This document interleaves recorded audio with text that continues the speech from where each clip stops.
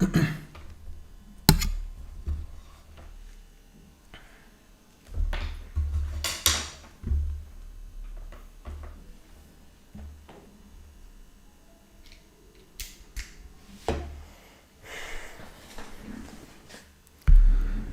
Hello everyone and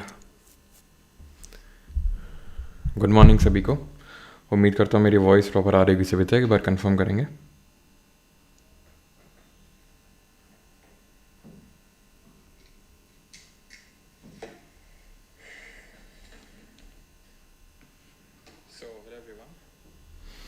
चलिए तो start किया जाए फिर।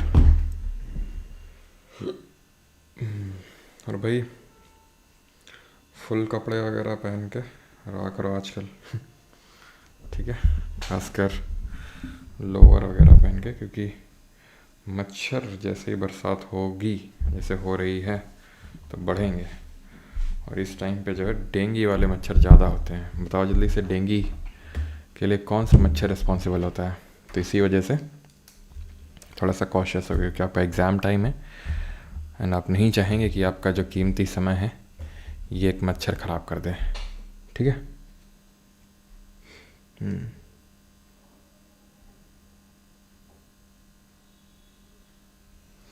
Sir what we gain objective from the protest, does anything changed? देखो वही, उस पर मैं डिबेट नहीं करना चाहूँगा, क्योंकि क्या ही मैं बोलूँ। चलो ठीक है। फिर सर्दी लग के ठीक भी हो गई है। चलो तो भाई इस पर्टिकुलर आज के सेशन में जुलाई मंथ के करंट अफेयर करेंगे ना।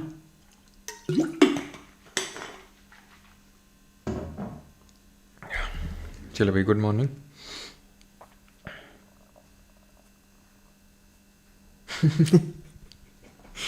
ये भी सही था। प्रवीण बोल रहे हैं सर आज मैं योगा कर रहा था, फिर उसी मैट में सो गया, अभी उठाऊँ। ये भी सही था। चलो भाई, होता है कभी कभी। ठीक है, तो करंट अफेयर स्टार्ट करते हैं जुलाई मंथ के। सबसे पहले हम स्टार्ट करेंगे with the section who visited abroad, यानी कि किसने विदेश यात्रा करी। तो सबसे पहले दो ही लोग विदेश यात्रा कर सकते हैं, मतलब कर तो कोई भी सकता है, लेकिन जो हमें पढ़ना होता है, जो हमारे एग्जाम पर्सपेक्टिव से इंपॉर्टेंट होता है, एक तो जो हमारे प्राइम मिनिस्टर हैं वो, और एक जो हमारे फॉरेन मिनिस्टर या फिर एक्सटर्नल अफेयर्स मिनिस्टर हैं वो। अच्छा, डू यू नो कि जो हमारे पहले प्राइम मिनिस्टर थे वही एक्सटर्नल अफेयर मिनिस्टर भी थे, यानी कि नेहरू जी पहले प्रधानमंत्री भी थे और पहले विदेश मंत्री भी थे। तो अब यहाँ पर मोदी जी ने कहाँ कहाँ पर विज़िट करी वो देखते हैं। तो घाना, जो कि अफ्रीकन कंट्री है, ठीक है। अब यहाँ पर कैपिटल और करेंसी इसीलिए लिख दिया क्योंकि जिन कंट्रीज़ में विज़िट किया है तो वहाँ का थोड़ा बहुत इंपॉर्टेंट हो जाता है चीज़ें। ठीक है, तो कैपिटल है यहाँ का अक्रा। प्रेसिडेंट उतना इंपॉर्टेंट नहीं होता है, मैं बताऊँ। प्रेसिडेंट और प्राइम मिनिस्टर उतना ज़्यादा इंपॉर्टेंट नहीं है जितना कि कैपिटल और करेंसी है। ठीक है। देन अर्जेंटीना की अगर बात करेंगे तो यहाँ पर विजिट किया कैपिटल ब्यूनस आयर्स, और अर्जेंटीना से आपको बताया लियोनेल मेसी हैं, जो कि इसी साल दिसंबर में इंडिया विजिट करने वाले हैं आफ्टर 14 ईयर्स। और मोदी जी ज़रूर मिलेंगे भाई, क्यों नहीं मिलेंगे? हैं, मीडिया कवरेज मिलेगी, फ़ोटो फेम होगा, एकदम फेम में मिलेगा, क्यों नहीं मिलेंगे? हैं, वो तो टीचर्स के लिए लाठियाँ विठियाँ चलाई जाती हैं। अब मान लो कोई विदेश से आएगा इतना फेमस प्लेयर, उसके साथ फ़ोटो नहीं खिंचवाएंगे मोदी जी? हैं। Currency Argentine peso. Brazil capital Brasilia. And यहाँ क्यों विज़िट किया होगा, कोई गेस? अभी हम आगे पढ़ेंगे। ब्राज़ील में कोई समिट हुआ था क्या, या रिकॉल करो। ठीक है। करेंसी की अगर बात करेंगे तो रियाल यहाँ की करेंसी है। रियाल और रियाल ये दोनों अलग हैं। ये रियाल कहाँ की है? सऊदी अरब की है। त्रिनाद and Tobago port of Spain, ठीक है, यहाँ की कैपिटल है। प्रेसिडेंट देख सकते हैं बट उतना इंपॉर्टेंट नहीं, प्रेसिडेंट और prime minister. Currency त्रिनाद and Tobago dollar. ठीक है, तो ये भी पूछेगा नहीं। ठीक है, ये सब नहीं पूछने वाला, क्योंकि नाम ही कंट्री का नाम है जहाँ पे, तो नहीं पूछेगा। जैसे फॉर एग्जांपल अर्जेंटीना में अर्जेंटीन पीसो, कनाडा में कैनेडियन डॉलर, तो सब नहीं पूछेगा जहाँ पर कंट्री का नाम होता है। नामीबिया कहाँ पर है? मतलब ये अफ्रीका में, साउथ अफ्रीका, नामीबिया। और कौन सा कंट्री है बताओ जल्दी से, जो आपका ये क्रिकेट वर्ल्ड कप होस्ट करने वाले हैं? सर मुझे CAPFAC 26 टारगेट करना है तुम्हें।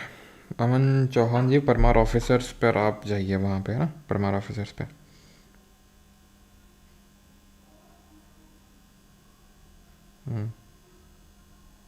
Prime minister, tourist minister. चलो, तो मालदीव्स की अगर बात करेंगे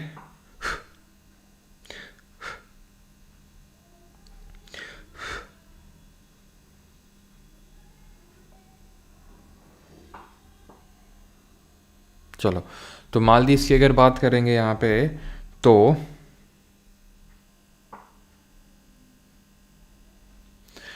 प्रेसिडेंट है यहाँ के मोहम्मद म्यूजी और करेंसी है यहाँ की मालदीवियन रुफिया, कैपिटल है माले। ठीक है, कैपिटल है माले, प्रेसिडेंट है यहाँ के मोहम्मद मुइज़ू, और वही मालदीव सही है जो कि काफ़ी इंडिया आउट कैंपेन, यहाँ के जो प्रेसिडेंट है इंडिया आउट कैंपेन करके यहाँ पर सत्ता में बैठे, गद्दी में बैठे, प्रो चाइनीज़ हुआ करते थे कुछ टाइम तक, लेकिन अभी प्रो इंडिया बन चुके हैं ये। ठीक है, इंडिया आउट कैंपेन से इंडिया इन कैंपेन की तरफ ये शिफ्ट कर चुके हैं अभी। ठीक है, मालदीव्स में आपको बताना है कौन सी लैंग्वेज बोली जाती है, कौन सी भाषा बोली जाती है मालदीव्स में। यूनाइटेड किंगडम की अगर बात करेंगे, यूके की, तो प्राइम मिनिस्टर है आपको पता है केयर स्टारमर, करेंसी है पाउंड स्टर्लिंग और कैपिटल है यहाँ की लंदन। ठीक है, लैंग्वेज यहाँ पे जो बोली जाती है that is Dhivehi. Okay, Dhivehi is the capital. Then अगर बात करेंगे external affairs minister that is S Jaishankar ji की विजिट कहाँ रही, तो यूएसए में रही। ठीक है, प्रेसिडेंट कौन है, करेंसी कौन है, कैपिटल आप देख सकते हैं। सिंगापुर में विजिट रही, सिंगापुर के प्रेसिडेंट है थरमान शानमुगारतनम और प्राइम मिनिस्टर है लॉरेंस वोंग, करेंसी है सिंगापुर डॉलर। ठीक, people's republic of China that is China के प्रेसिडेंट कौन है, शी जिनपिंग, और करेंसी यहाँ की युआन है। ठीक है, yuan renminbi. And you should also know कि जो हमारी करेंसीज आती हैं, 6 करेंसीज आती हैं एसडीआर में, that is special drawing rights में, जिसको हम पेपर गोल्ड के नाम से जानते हैं, उसमें चाइना की रेनमिनबी भी आती है। और कौन कौन सी आती है, जापान की येन आती है। ठीक है, युआन है चाइना की, येन है जापान की। एंड अगर बात करेंगे यूएस का डॉलर है। ठीक है, पाउंड स्टर्लिंग है। ठीक है, देन आपका ये युआन हो जाएगा, और कौन सा है पांचवा ये आपको बताना है, which are the 5 currencies included in the SDR. तो yen, dollar, pound sterling and कौन सी करेंसी है, युआन हो गई। 5th करेंसी का नाम आपको बताना जल्दी से सर भाई, उसके रिगार्डिंग जैसे मैं बता चुका हूँ ऑफिसर्स वाले चैनल पे, नहीं होगा तो मैं अलग से वीडियो डाल दूंगा। ठीक है, चलो, तो कौन सी होगी, यूरो।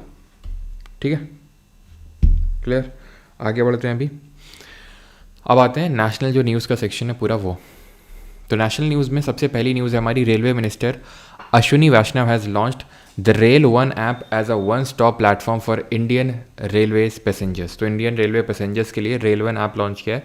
पहले इसी का नाम स्वरेल हुआ करता था, ये हम पहले पढ़ भी चुके हैं, जहाँ पे सारी चीज़ें इन वन ऐप मिलेंगी, यानी कि चाहे वो टिकट बुकिंग करनी हो या फिर कोई इंक्वायरी लेनी हो या खाना बुक करना हो, पहले अलग अलग ऐप में होती थी जो भी सारी चीज़ें, वो सारी चीज़ें यहाँ पे हुई। मान लो आपको कोई शिकायत करनी है ना, शिकायत करके किसी को बुलाना है, दिन खुद की पिटाई करवानी है, तो आप इस ऐप का यूज़ कर सकते हैं। आपको याद होगा एक टाइम पे जब सुरेश प्रभु रेलवे मिनिस्टर हुआ करते थे, तो कोई भी ट्विटर का यूज़ करता था कि हमें ये प्रॉब्लम हो रही है, ट्विटर में जैसे ही उसने ट्वीट किया सुरेश प्रभु तुरंत उस तक हेल्प पहुंचा देते थे। अभी क्या है, ट्विटर छोड़ो, IRCTC की ऐप में अगर आप कुछ भी मतलब बहुत सारे ऐसे इंस्टेंसेस आए हैं, अगर आप यूट्यूब में देखोगे तो अगर कोई रिपोर्ट कर रहा है कि भाई हमें ये प्रॉब्लम है, तो IRCTC वाले आते हैं और हड़काते हैं, धमकाते हैं, या कई बार तो पिटाई तक करते हैं। ये हालत है। ठीक है, अश्विनी वैष्णव जी के अंडर में। हम तो ये सोच रहे थे कि भाई IITN हैं और ये सब UPSC निकाल रखा है तो काफ़ी एजुकेटेड है, लेकिन वही है, क्या ही कर सकते हो। खैर, तो एजुकेटेड तो हमारे SSC चेयरमैन भी हैं, IAS ऑफिसर है। ठीक है, तो रेल वन ऐप जो है इसको पहले स्वरेल नाम हुआ करता था। पहले रेलवे मिनिस्टर कौन थे, जॉन मताई थे। एंड फर्स्ट रेल बजट जो है 1948 में आया था। एंड पहली ट्रेन कब चली थी आपको पता होना चाहिए, 1853 में, आपको पता होगा, बॉम्बे से लेके थाने के बीच में। और डिस्टेंस कितनी थी बॉम्बे और थाने के बीच में, ये आपको बताना है। ओके, देन अगला है हमारा, and that is cabinet approved establishment of international potato centre, that is CIPs, South Asia regional centre at Singna, Agra, Uttar Pradesh. तो सिंगना जगह पड़ती है आगरा, उत्तर प्रदेश में, और वहाँ पर पोटैटो सेंटर बनाया जाएगा। अच्छा, ये बताओ ICAR का, that is Indian council of agriculture research का, पोटैटो रिसर्च सेंटर कहाँ पर है? तो टॉप वर्ल्ड प्रोड्यूसर है पूरे वर्ल्ड में, अगर बात करें चाइना नंबर 1 पे है, इंडिया सेकंड नंबर पे है। सबसे ज़्यादा प्रोड्यूस कौन करता है, उत्तर प्रदेश। और ICAR का जो सेंट्रल पोटैटो रिसर्च इंस्टीट्यूट है उसका हेडक्वार्टर शिमला, हिमाचल में देखने को मिलेगा। साथ ही साथ ज़रा ये बताना कि जो डेयरी रिसर्च इंस्टीट्यूट है वो आपको कहाँ पे देखने को मिलेगा, डेयरी रिसर्च इंस्टीट्यूट। तो ये कहाँ पे है, करनाल, हरियाणा में, डेयरी रिसर्च इंस्टीट्यूट की बात करेंगे तो। Then PM Modi released a commemorative coin ₹1000, ठीक है, honouring Rajendra Chola the first. तो एक कॉइन निकाला है, मतलब अब देखो कॉइन कौन इशू करता है? तो कॉइन इशू करने का अथॉरिटी होती है गवर्नमेंट ऑफ इंडिया के पास। पता है सभी को कि भाई जो भी हमारे करेंसी पेपर्स होते हैं, करेंसी अगर मैं बात करूँ नोट्स होते हैं, तो अच्छा ये बताओ, नोट्स याद है, क्लीन नोट पॉलिसी आरबीआई ने कब चलाई थी? तो नोट्स की अगर बात करेंगे तो नोट्स सारे इशू करता है RBI, reserve bank of India, except ₹1 note that is issued by the government of India. और सारे जो कॉइन्स होते हैं वो भी गवर्नमेंट ऑफ इंडिया इशू करती है। लेकिन ये ऐसे कॉइन्स होते हैं, कॉममेरेटिव कॉइन्स होते हैं। इसका मतलब ये है कि ऐसा नहीं कि कोई लीगल टेंडर है जिनको आप यूज़ कर सकते हो, ये आप खरीद सकते हो। जैसे एग्जाम्पल के तौर पे 1000 रुपये का मतलब 1000 है, हो सकता है 5000 और 4000 जितने का भी, तो ये सरकार इस तरह से बेचती है। और ये कोई मतलब इस तरह से हम पढ़ते हैं, अगर आपको याद हो, फियाट करेंसी। फियाट करेंसी क्या होती है? जो लीगल टेंडर होता है। फियाट करेंसी होती है जो हमारी फिड्यूशरी मनी होती है। फिड्यूशरी क्या होती है? जो ट्रस्ट के बेसिस पे चलती है। एग्जाम्पल के तौर पे चेक जैसे हो गया, वो फिड्यूशरी मनी है। ये फियाट करेंसी नहीं होते हैं कॉममेरेटिव कॉइन्स। तो क्लीन नोट पॉलिसी कब लाया था आरबीआई? 1999 में। ओके, तो यहाँ पे राजेंद्र चोला फर्स्ट कौन है? तो चोला डायनेस्टी के बहुत ही पावरफुल रूलर रहे हैं। और महमूद गजनवी, अगर आपको याद हो, इन्हीं का ही कंटेम्प्रेरी था। महमूद गजनवी का पहला अटैक इंडिया में कब हुआ था? 1001 AD में। तो अब अगर आपको याद हो तो यहाँ पे चेरा था, यहाँ पांड्या था और इनके ऊपर चोला था। ठीक है, या तो मैं सारी चीज़ें हटा रहा हूँ सो दैट यहाँ पर मैं क्लियरली आपको बता सकूँ। ठीक है, क्या हो गया, एक सेकेंड। तो यहाँ पे चेरा, ठीक है, यहाँ पे पांडे और यहाँ पे चोल हुआ करते थे। ये संगम एज कहलाई जाती है। संगम एज की अगर बात करेंगे तो 3rd सेंचुरी BC से लेके 3rd सेंचुरी AD के बीच का जो टाइम पीरियड है उसको संगम एज के नाम से जानते हैं। ठीक, अब उस टाइम पे चोला एम्पायर था। फाउंडर कौन थे? कराई काल थे, कराई काल। लेकिन इनको हम बोलते हैं अर्ली चोलास। देन बाद में आते हैं लेटर चोला या इम्पीरियल चोलास। उनके बारे में हमें पढ़ना होता है और वहीं से बिलोंग करते हैं राजेंद्र चोला दी फर्स्ट। चेरा की अगर बात करेंगे तो इनका सिंबल क्या था, एम्बलेम क्या था चेरा का? तो बो एंड एरो था। पांड्या का फिश था और चोलास का टाइगर था, एम्बलेम हुआ करता था। कैपिटल चेरा की वंजी हुआ करती थी, पांड्या की मदुरई, और अगर चोलास की बात करेंगे तो उरायूर और तंजौर हुआ करती थी इनकी कैपिटल, इनकी राजधानी। अब चोला की अगर बात करेंगे, जो लेटर या इम्पीरियल चोलास थे, इनके जो फाउंडर थे वो फाउंडर कौन थे? विजयलया थे। ठीक है, तो विजयलया इनके फाउंडर थे, जिन्होंने, अगर आपको याद हो तो हमने पढ़ा था कि जो कावेरी रिवर का डेल्टा है, कावेरी रिवर यहीं पे है, तो उसके डेल्टा पे गॉडेस निशुम्बा सुदिनी के लिए इन्होंने टेम्पल भी बनवाया था विजयलया ने। यहीं से बिलोंग करते हैं राजेंद्र चोला दी फर्स्ट और इनके फादर का नाम था राजा राजा दी फर्स्ट। ठीक है, अब इन्होंने क्या किया था? इन्होंने, अगर आपको याद हो, गंगई कोंडा चोलापुरम टेम्पल बनवाया था, जिसको कि हम बृहदेश्वर टेम्पल के नाम से जानते हैं।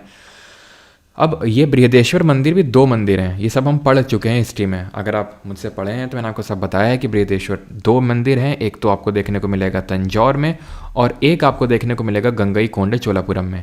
गंगई कोंडे चोलापुरम ये सिटी भी इन्होंने इस्टेब्लिश करी थी, जब इन्होंने, आपको याद हो, जब गंगा रिवर को क्रॉस करके पाल डायनेस्टी के रूलर्स को हराया था, तो वहीं से इन्होंने टाइटल लिया था गंगई कोंडा चोलापुरम। कोंडा का मतलब होता है कॉन्करर, जिसने गंगा को कॉन्कर कर लिया, वो चोला को गंगई कोंडा चोला इन्होंने टाइटल लिया था और ये सिटी स्टैब्लिश करवाई थी और यहाँ पर टेम्पल बनवाया था, बृहदेश्वर टेम्पल। एक तो जो तंजौर में है, इसको इनके father Raja Raja the first ने बनवाया था और इसीलिए इस टेम्पल को, दैट इज़ जो बृहदेश्वर तंजौर में, उसको राज राजेश्वर मंदिर के नाम से भी जानते हैं। ठीक है, एंड आप यहाँ पे देख पा रहे हैं बृहदेश्वर टेम्पल है। और इसको क्या बोलते हैं जिस टेम्पल आर्किटेक्चर को? आर्किटेक्चर को तो द्रविड़ आर्किटेक्चर बोलते हैं, बट ये जो मेन श्राइन है इसको क्या बोलते हैं? इसको क्या बोलते हैं? और जो एंट्रेंस होता है, जो गेटवे, उसको क्या बोलते हैं? तो ये जो आप देख पा रहे हैं इसको विमान बोलते हैं, जिसको कि नगर, जो नॉर्थ इंडिया का टेम्पल स्टाइल आर्किटेक्चर होता है, वहाँ पे इसको नगर बोलते हैं। मेन जो टेम्पल शाइन होता है उसको, ये शिखर है। ठीक है, वहाँ नगर वाले में शिखर इसको बोलते हैं, जिसको यहाँ विमान बोल रहे हैं। और गोपुरम होते हैं टॉल गेटवे, जो टेम्पल का एंट्रेंस होता है और जो आपको सिर्फ द्रविड़ स्टाइल ऑफ आर्किटेक्चर में देखने को मिलेगा। ठीक है, तो द्रविडियन टेम्पल आर्किटेक्चर की अगर हम बात करें खासियत, तो यहाँ पर खासियत हो जाएगी गोपुरम, जो नगर में नहीं मिलती है। यहाँ नंदी बाहर होता है मंदिर के, लेकिन नगर में, दैट इज़ नॉर्थ इंडिया में, नंदी अंदर होता है। यहाँ पर हमें जो है इलिप्टिकल प्लान देखने को मिलता है, जिसमें कि मंदिर बना होता है इलिप्टिकल प्लान पे, और इसको हम जानते हैं गज पृष्ठ के नाम से। गज पृष्ठ मतलब कि जो गज का मतलब है हाथी और उसकी पीठ की तरह। इंडिया का पहला मैरीटाइम NBFC सागरमाला, चल जाओ भाई, ठीक है। Sagarmala finance corporation limited inaugurated इन न्यू दिल्ली। तो एनबीएफसी क्या नॉन बैंकिंग फाइनेंशियल कंपनी है। इफ़ यू कैन रिकॉल हमने क्या क्या पढ़ रखा है, तो हमने ये पढ़ा था they can not accept what, ये क्या एक्सेप्ट नहीं कर सकते हैं, कोई बताएगा। And they are registered under what, बताओ जल्दी से। तो ये क्या एक्सेप्ट नहीं कर सकते हैं, डिमांड डिपॉजिट को एक्सेप्ट नहीं कर सकते हैं। और ये कंपनीज एक्ट, और वो भी किस साल का कंपनीज एक्ट है जरा बताओ। कंपनीज एक्ट के तहत रजिस्टर्ड होते हैं। डिमांड डिपॉजिट क्या होते हैं, जो हमारा सेविंग डिपॉजिट हो गया, करंट डिपॉजिट हो गया, वो डिमांड डिपॉजिट में आता है। दो तरह के डिपॉजिट होते हैं, एक दूसरे होते हैं टाइम या टर्म लायबिलिटीज़, जो जिसमें आपके एफडी आरडी ये सब आते हैं। ओके, डिमांड डिपॉजिट और टाइम डिपॉजिट की अगर बात करेंगे तो ये दोनों ही गवर्नमेंट की लाइबिलिटीज़, सॉरी बैंक की लाइबिलिटीज़ होती हैं। बैंक के एसेट्स क्या होते हैं, जो बैंक लोन ग्रांट करता है वो बैंक का एसेट होता है। ओके, ये चीज़ ध्यान रखना है। अरे सर आई हैव फॉरगॉटन, तो अरे सर आप रिकॉल करो ना। ठीक है, दो ही तो कंपनीज एक्ट में लिए हम पढ़ते हैं, 1956 का और एक 2013 का। तो 1956 के तहत ये है, तो ये डिमांड डिपॉजिट एक्सेप्ट नहीं कर सकते हैं। अब यहाँ से बगैर वही मैं अगर घुसना चालू किया तो फिर घुसता चला जाऊंगा और बहुत फिर वो लंबा हो जाएगा, तो मैं जानबूझ के वो अवॉइड कर रहा हूँ। बट आप इस चीज़ को करो कि भाई डिमांड डिपॉजिट, अच्छा डिमांड डिपॉजिट जो मॉनेटरी एग्रीगेट पढ़ते हैं उसमें किसका पार्ट होता है, M1 अगर आपको याद है, M1 में हम ये पढ़ते हैं कि currency with the public plus, या फिर हम चलो सीधा हम ले लेते हैं M0, ठीक है, M0 प्लस डिमांड डिपॉजिट, यही पढ़ते हैं ना M1 में। फिर डिमांड डिपॉजिट ज़्यादा लिक्विड होता है या फिर टाइम डिपॉजिट, तो सर डिमांड डिपॉजिट ज़्यादा लिक्विड होगा क्योंकि उसको जल्दी से कैश में कन्वर्ट किया जा सकता है, तो ये हम रिकॉल कर सकते हैं। ठीक है, बाकी फिर मॉनेटरी एग्रीगेट को रिकॉल कर सकते हो। देन फिर आप फर्दर रिकॉल कर सकते हो डिपॉजिट लायबिलिटी होते हैं। लायबिलिटी फिर हमने पढ़ा था NDTL, net demand and time liability, उसका कुछ हिस्सा RBI के पास रखना होता है, उसको CR बोलते हैं। तो इस तरह से आप रिकॉल कर सकते हैं। दैन साथ ही साथ NBFC माइक्रो फाइनेंस इंस्टीट्यूशन, जो कि मालेगाम कमेटी की रिकमेंडेशंस पे इस्टेब्लिश किए गए थे, उनको भी आप रिकॉल कर सकते हो। मालेगाम कमेटी 2010 में बनी थी और 2011 में इनको NBFC MFI को इस्टेब्लिश किया गया था इस कमेटी के रिकमेंडेशन के बेसिस पे। ओके, देन जो स्टैंडर्ड इनके लिए सेट किए गए हैं वो 25% वाला, वो आप रिकॉल कर सकते हैं। The launch also feature the Sagar Setu platform to boost the operational efficiency and ease of doing business. ठीक है, अब ये जो NBFC Sagarmala finance corporation limited, इसको क्यों खोला गया होगा न्यू दिल्ली में, सो दैट कि जो भी यहाँ पर अब जो एक्सपोर्ट इंपोर्ट वगैरह करते हैं उनको आसानी हो। अब आप भी देखो, अगर ज़्यादातर जो हमारी बैंक खुली है ना आज़ादी के पहले भी, तो वो ज़्यादातर आप देखो कि जो हमारी पोर्ट सिटीज़ रही हैं, लेट्स एग्जांपल के तौर पे गुजरात, महाराष्ट्र, यहाँ पर खुली। ठीक है, बिकॉज यहाँ पर इंपोर्ट एक्सपोर्ट बहुत ज़्यादा होता है, तो वो ट्रेड को फैसिलिटेट करने के लिए बैंक्स बहुत ज़रूरी होती हैं, बहुत इंपॉर्टेंट रोल प्ले करती हैं। तो सागरमाला प्रोजेक्ट के तहत इसीलिए इसको खोला गया। सागरमाला 2015 में ये इसको एक प्रोजेक्ट को लॉन्च किया गया था, पोर्ट लेड डेवलपमेंट यानी पोर्ट्स को डेवलप करने का प्रोजेक्ट था ये। और भारतमाला परियोजना अगर बात करेंगे, रोड्स एंड हाईवेज़ को डेवलप करने के लिए भारतमाला परियोजना 2017 में कई बार क्वेश्चन भी पूछा जा चुका है। पिछली बार आपके मेंस में सवाल भी बना था भारतमाला परियोजना में। ठीक है, UPSC में भी क्वेश्चन बन चुका है, SSC में, हर एग्जाम में क्वेश्चन बन चुका है। आई थिंक इसी बार के अभी जो CAPF का पेपर हुआ है अभी 2-3 दिन पहले, ठीक है, संडे कोई पेपर हुआ जो, तो उसमें भी ये भारतमाला परियोजना पे क्वेश्चन आया है। ठीक है, तो ये ध्यान रखना है, ये रोड्स एंड हाईवेज प्रोजेक्ट और पोर्ट लेड डेवलपमेंट के लिए सागरमाला है। तो अब यहाँ से आप पूरे पोर्ट्स रिकॉल कर सकते हो कि इंडिया में कौन से 13 मेजर पोर्ट्स हैं।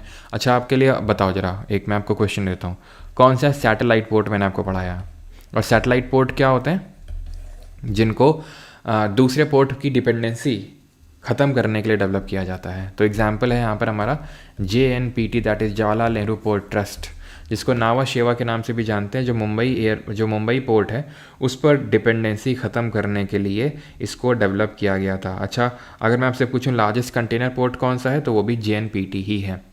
दी Adamya is the first of the 8 fast patrol vessels developed by the Goa Shipyard Limited for the Indian Coast Guard's FPV project enhancing coastal security।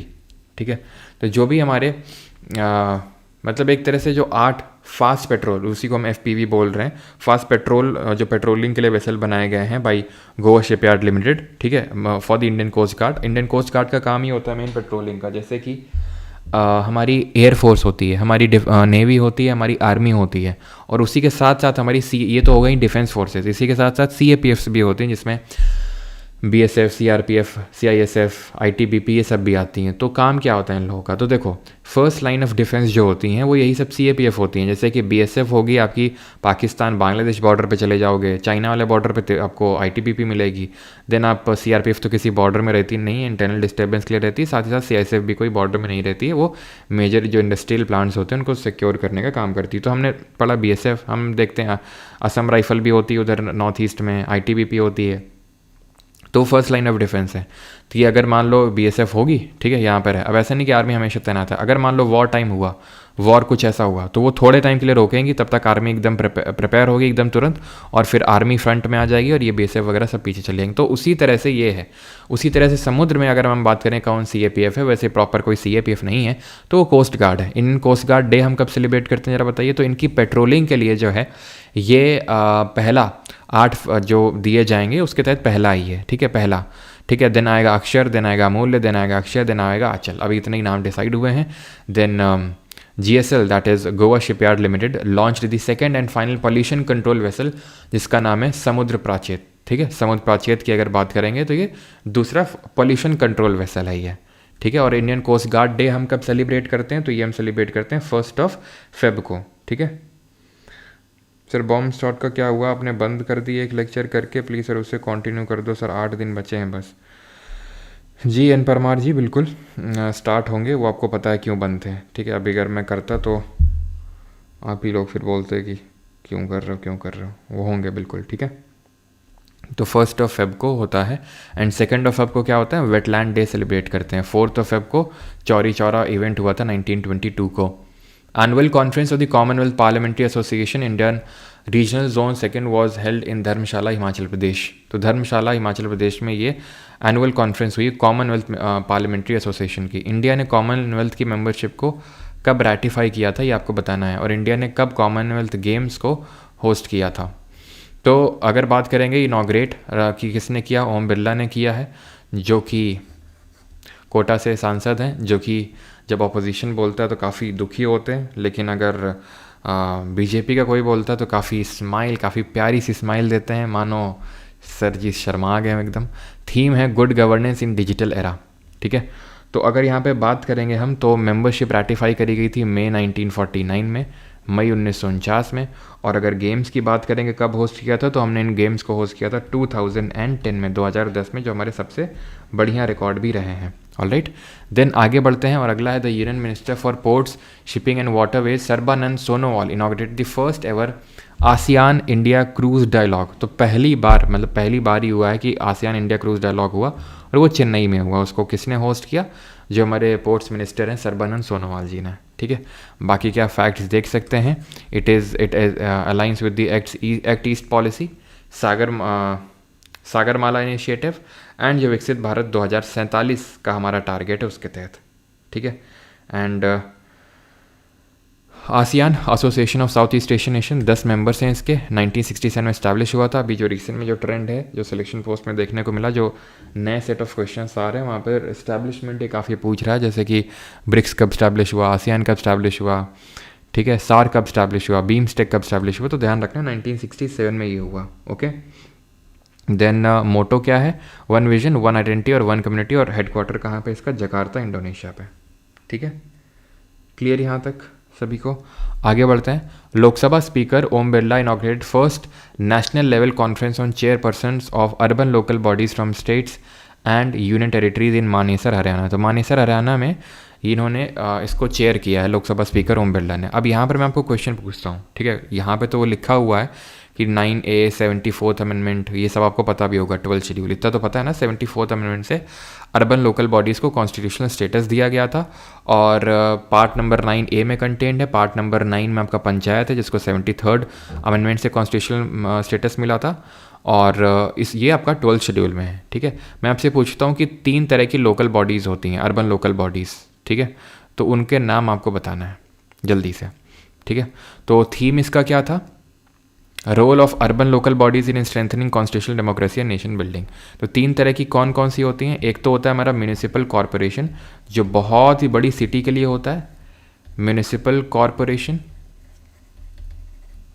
दूसरा क्या होता है, एक तो म्यूनिसिपल कॉरपोरेशन हो गया, दूसरा क्या होता है, एक होता है म्यूनिसिपल काउंसिल। ये होता है बहुत बड़ी सिटी के लिए, ये छोटी सिटी के लिए municipal council.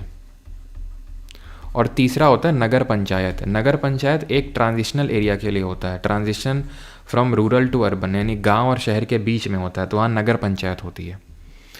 11th India maize summit 2025 was held in New Delhi, inaugurated by union agriculture minister Shivraj Singh Chouhan. तो मेज क्या होता है, मेज एक तरह का कोर्स ग्रेन होता है। कोर्स ग्रेन का मतलब है मोटा अनाज जिसको बोलते हैं, जिसमें कि ठीक है मक्का, बाजरा, ज्वार ये सब आते हैं, तो मेज उन्हीं में से है। और मेज मतलब जिसको मिलेट्स बोलते हैं, है ना। इंटरनेशनल ईयर ऑफ मिलेट्स अभी पिछले साल ही तो गया है, इंटरनेशनल ईयर ऑफ मिलेट्स, और इसको श्री अन्न बोला गया है, ठीक है, क्योंकि इसमें बहुत ही न्यूट्रिशनल बेनिफिट्स होते हैं, बहुत ही ज़्यादा फाइबर कंटेंट इनमें देखने को मिलता है। और एग्रीकल्चरली भी अगर हम देखें तो ये बहुत ज़्यादा वाटर कंजम्पशन नहीं करते हैं, तो इसलिए इन पर बहुत ज़्यादा फोकस भी किया जा रहा है और इनका न्यूट्रिशन भी बहुत ज़्यादा मात्रा में होता है। कमेंट में आप बताइए राबी है, खरीफ है, जैद है, कौन से ग्रोइंग क्रॉपिंग सीजन में इसको हम ग्रो करते हैं। लीडिंग मेज प्रोड्यूसर है इंडिया में कर्नाटका, और लार्जेस्ट वर्ल्ड प्रोड्यूसर ऑफ मेज दैट इज़ कॉर्न, जिसको कॉर्न बोलते हैं, वो है यूनाइटेड स्टेट्स। तो मेज़ आपका आएगा खरीफ में, ओके, खरीफ में आएगा ये। मेज़ हो गया, कॉटन हो गया, ग्राउंडनट हो गया, सोयाबीन हो गया, ठीक है, चावल यानी राइस यानी पैडी आपका हो गया, ये सब खरीफ में आते हैं। राबी में क्या आता है, तो राबी में वीट यानी गेहूँ, लिनसीड, रेप सीड हो गया आपका, पी हो गया, ये सब राबी में आते हैं। और जायद में क्या आता है, तो जायद में आपका फॉडर यानी चारा वाली जो फसल होती क्रॉप, तो जायद में क्रॉप वो आ जाएगी, आपकी फॉडर क्रॉप आ जाएगी, ठीक है। खीरा, ककड़ी, ये सब जो होता है, जो बहुत ही शॉर्ट होता है, जो बहुत ही शॉर्ट टाइम के लिए ग्रो किया जाता है, मई और जून के महीने में, ठीक है। टमाटर वगैरह ये सब जायद में आ जाते हैं, ओके। आगे बढ़ते हैं। शैल्यकॉन 2025 अ 3-day national seminar on Ayurvedic surgery was held in New Delhi. तो ये एक 3 दिन का नेशनल सेमिनार था आयुर्वेदिक सर्जरी में, कहाँ हुआ, न्यू दिल्ली में हुआ। Theme was innovation, integration and inspiration, ठीक है। और सुश्रुत जयंती 15 जुलाई को हम सेलिब्रेट करते हैं, जिनको कि हम फादर ऑफ सर्जरी के नाम से भी जानते हैं, ठीक है। यहाँ पर आप रिकॉल कर सकते हैं चरक और उनकी किताब चरक संहिता, ठीक है, जिनको कि फादर ऑफ मेडिसिन के नाम से जानते हैं चरक जी को। The youth spiritual summit on नशा मुक्त युवा फॉर विकसित भारत कहाँ पर हुई, इसको वाराणसी में ऑर्गेनाइज किया गया। थीम क्या थी, नशा मुक्त युवा फॉर विकसित भारत, क्लियर है। तो यानी ड्रग फ्री इंडिया को बनाना है 2047 तक, और इसको जो है काशी डिक्लेरेशन भी बोला गया है, जो ये आपका यूथ स्पिरिचुअल समिट हुआ वाराणसी में, ठीक है। चलो आगे बढ़ते हैं। The Aditi scheme launched by ministry of power, Shri Manohar Lal, ठीक है। अब ये आपको क्या है ना कि कंफ्यूज नहीं करना है, अदिति स्कीम जो कि मिनिस्ट्री ऑफ डिफेंस की है, ठीक है।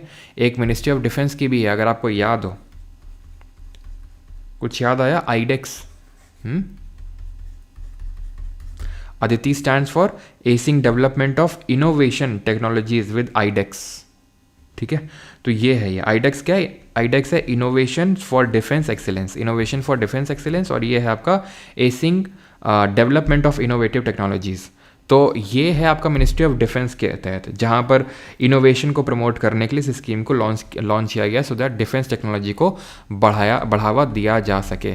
लेकिन ये आपका अलग है, देखो स्पेलिंग अलग है, अदिति, ठीक है।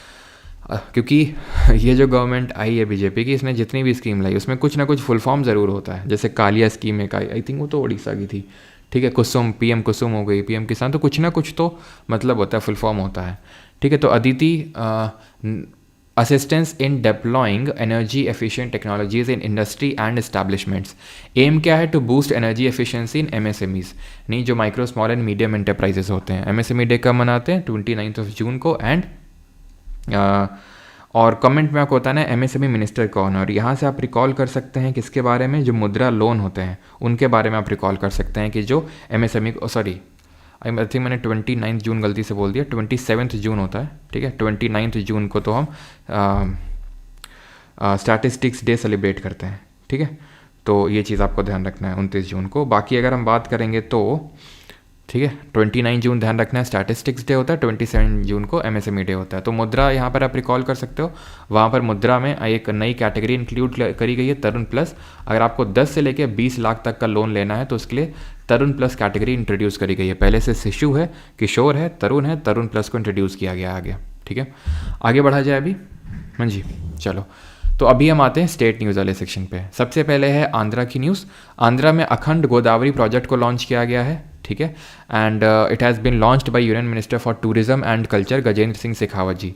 गोदावरी रिवर को दक्षिण गंगा के नाम से भी जानते हैं। इसकी जो ट्रिब्यूटरीज हैं वो आप देख सकते हैं यहाँ पर। उसको हम, आपको पता है कैसे याद करते हैं, तो पर पौआ percent, that is PPP, world war 1 and MS Subbulakshmi, MS Swaminathan. तो प्रवरा, प्राणहिता और पूर्णा, वर्धा, वेनगंगा, इंद्रवती, मंजरा और सबरी, इस तरह से हमें सारी ट्रिब्यूटरीज याद हो गई। इसका ओरिजिन कहाँ से होता है ज़रा बताइए, कहाँ से इसका उद्गम होता है गोदावरी का। द डिजी लक्ष्मी स्कीम, यह भी आपका आंध्रा का ही न्यूज़ है। डिजी लक्ष्मी स्कीम को लॉन्च किया गया है by government of Andhra Pradesh. Urban जो पुअर वुमेन है उनको हेल्प करने के लिए। कैसे हेल्प किया जाएगा, उनको कॉमन सर्विस सेंटर, आप देखते हैं वहाँ पर सर्विसेज ऑफर करी जाती हैं, आधार बनवा लो, अपडेट करवा लो, ये सारी चीज़ें होती हैं कॉमन सर्विस सेंटर। तो that would be run by women, वो वेमेन चलाएंगे उसको। ओरिजिन कहाँ से होता है, तो त्र्यंबकेश्वर, महाराष्ट्र। महाराष्ट्र में के जो वेस्टर्न घाट्स वाला पार्ट है वहाँ से इसका ओरिजिन होता है गोदावरी रिवर का। देन नीचे हम देखेंगे कृष्णा रिवर का ओरिजिन होता है महाबलेश्वर से, जो again is a part of the western Ghats. Okay, then आते हैं कहाँ पे, ये है हमारा उत्तर प्रदेश। तो प्रेसिडेंट द्रौपदी मुर्मू इनॉग्रेटेड महायोगी गुरु गोरखनाथ आयुष यूनिवर्सिटी। तो यूनिवर्सिटी यहाँ पर इनॉग्रेट करी गई है जिसको हम बोलते हैं महायोगी गुरु गोरखनाथ, ठीक है, उनके नाम पे इस यूनिवर्सिटी को रखा गया है। क्लियर है, आगे बढ़ते हैं। And that is the Bihar government has launched the मुख्यमंत्री गुरु शिष्य परंपरा योजना।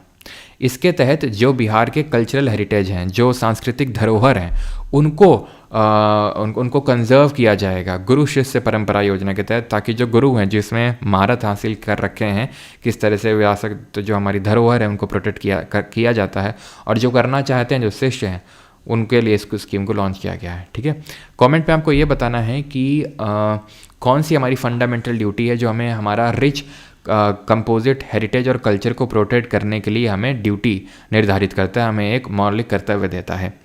The Bihar government has launched a scheme called मुख्यमंत्री प्रतिज्ञा योजना।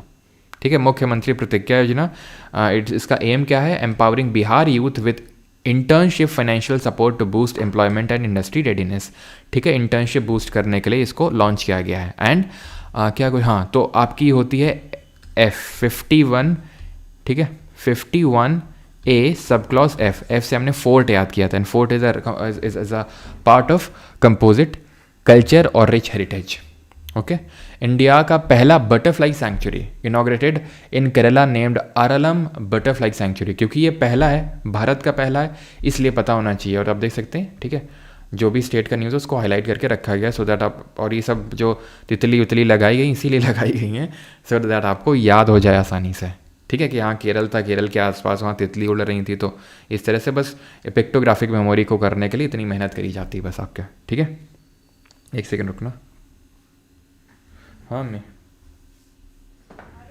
हाँ क्लास ले रहे थे, चलो हम करते हैं, हाँ करते हैं। ठीक है, कचहरी डालना है ना।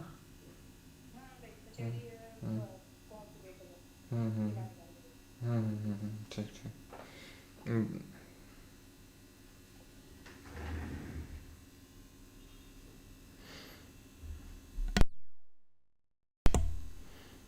अच्छा चालू था क्या, एक सेकंड रुक जाओ, बस ओला कर दे, मम्मी को कचहरी जाना है। बताया था ना तुम लोगों को केस वेस वो चल रहा है। रुको एक सेकंड बस।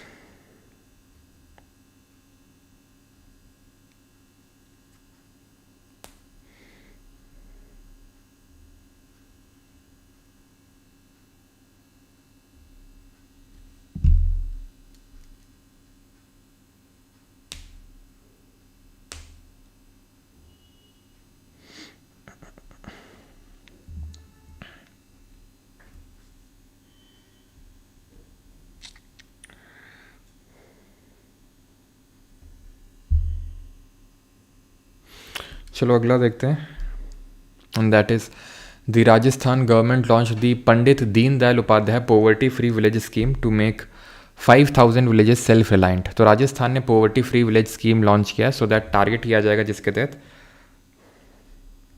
5000 गाँवों को, सो दैट उनको पोवर्टी फ्री डिक्लेयर किया जा सके। बस एक सेकंड रुक जाओ यार।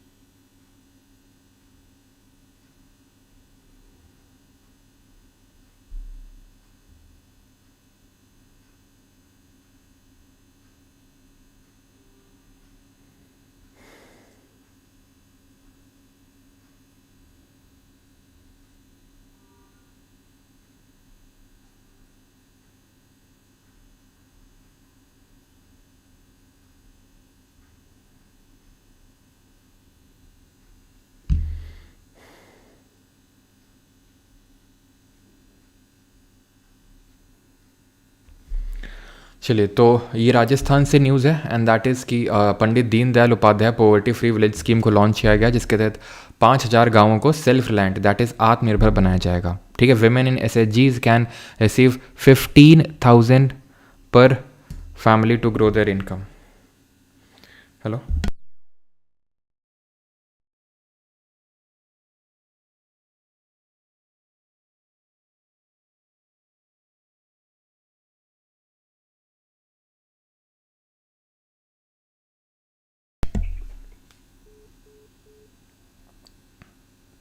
बस थोड़ा सा 1 सेकंड का टाइम दो।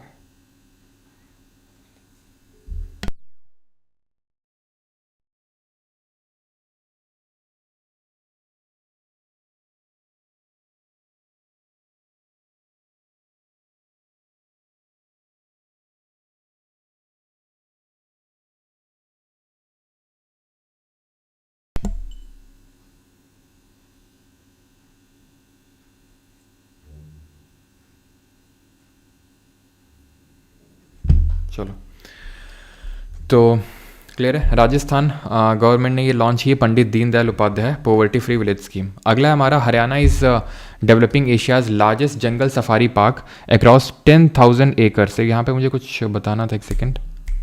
हाँ, यहाँ पर आप SHG ड्रोन स्कीम याद कर सकते हो। ठीक है, ठीक है, जिसके तहत 15,000 SHGs को टारगेट किया जाएगा, जिनको ड्रोन प्रोवाइड किया जाएगा सो दैट वो एग्रीकल्चरल एक्टिविटीज़ के लिए यूज़ कर सकते हैं। ठीक है, क्लियर। अगला है हमारा हरियाणा जो है डेवलप कर रहा है एशिया का सबसे बड़ा जंगल सफारी पार्क, जो कि 10,000 एकड़ में फैला होगा अरावली हिल्स में। अरावली हिल्स, अब अरावली माउंटेन रेंज ऑब्वियस सी बात उसका पार्ट है। ये कैसे है माउंटेन्स हैं? ये ओल्ड फोल्ड माउंटेन्स हैं। ओल्ड फोल्ड माउंटेन, जिनको कि हम रेजिडुअल माउंटेन्स के नाम से भी जानते हैं। ठीक है, रेजिडुअल। हाँ,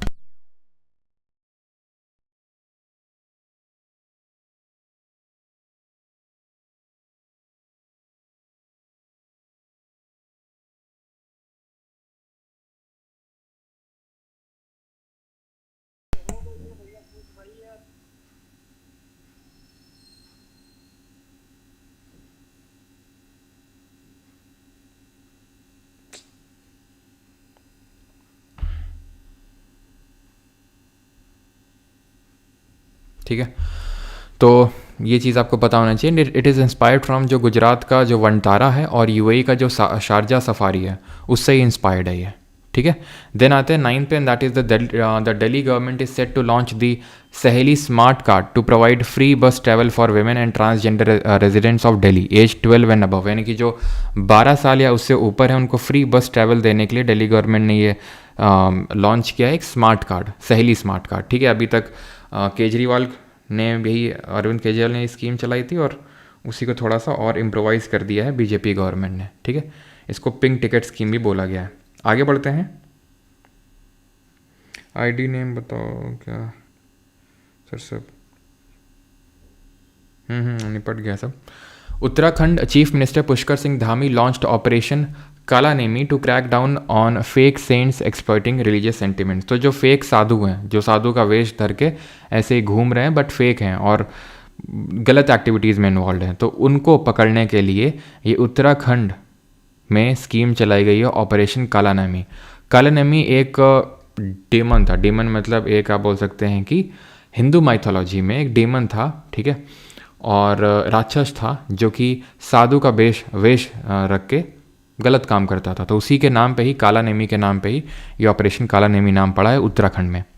India has inaugurated its first digital nomad village in Yakten, a serene village located in Sikkim's Pakyong district.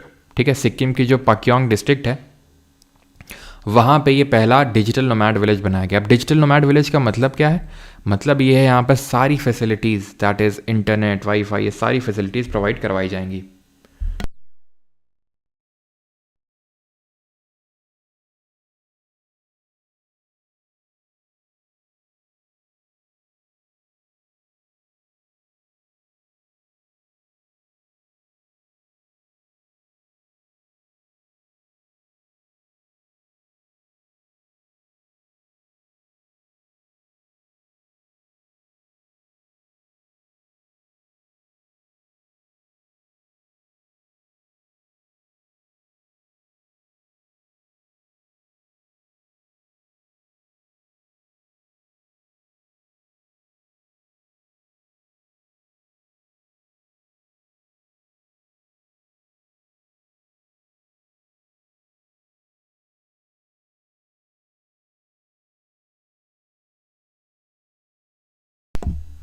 चलो सॉरी फॉर द डिस्टर्बेंस, अब नहीं होगा डिस्टर्बेंस। ठीक है, तो वही ना, फिर बार बार कॉल करते हैं, यहाँ आ गए वहाँ आ गए, कहाँ आना है। ठीक है, तो डिजिटल नोमैड विलेज का मतलब क्या है कि भाई वहाँ पर सारी फैसिलिटीज़ अवेलेबल हैं, दैट इज़ इंटरनेट वगैरह सारी फैसिलिटीज़। अब यहाँ पे आप क्या रिकॉल करोगे सिक्किम से? तो सिक्किम से आप रिकॉल करो यहाँ पर 35th अमेंडमेंट, एंड रिकॉल करो 36th अमेंडमेंट, रिकॉल करो यहाँ पे जो हाईएस्ट पीक है इंडिया की उसको।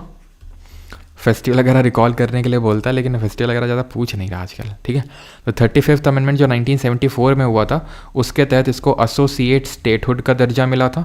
ठीक है, एसोसिएट स्टेट, और कंप्लीट स्टेटहुड का दर्जा जो है, कंप्लीट स्टेटहुड का जो दर्जा है वो 36 अमेंडमेंट ऑफ 1975 1975 से मिला था। हाईएस्ट पीक आपको पता है माउंट कंचनजंगा है, जिसकी हाइट कितनी है आप बताएंगे कमेंट में, कितनी इसकी हाइट है कंचनजंगा की, जल्दी बताओ। 8848 मीटर किसकी है? माउंट एवरेस्ट की है। इसकी कितनी है? 8586 मीटर।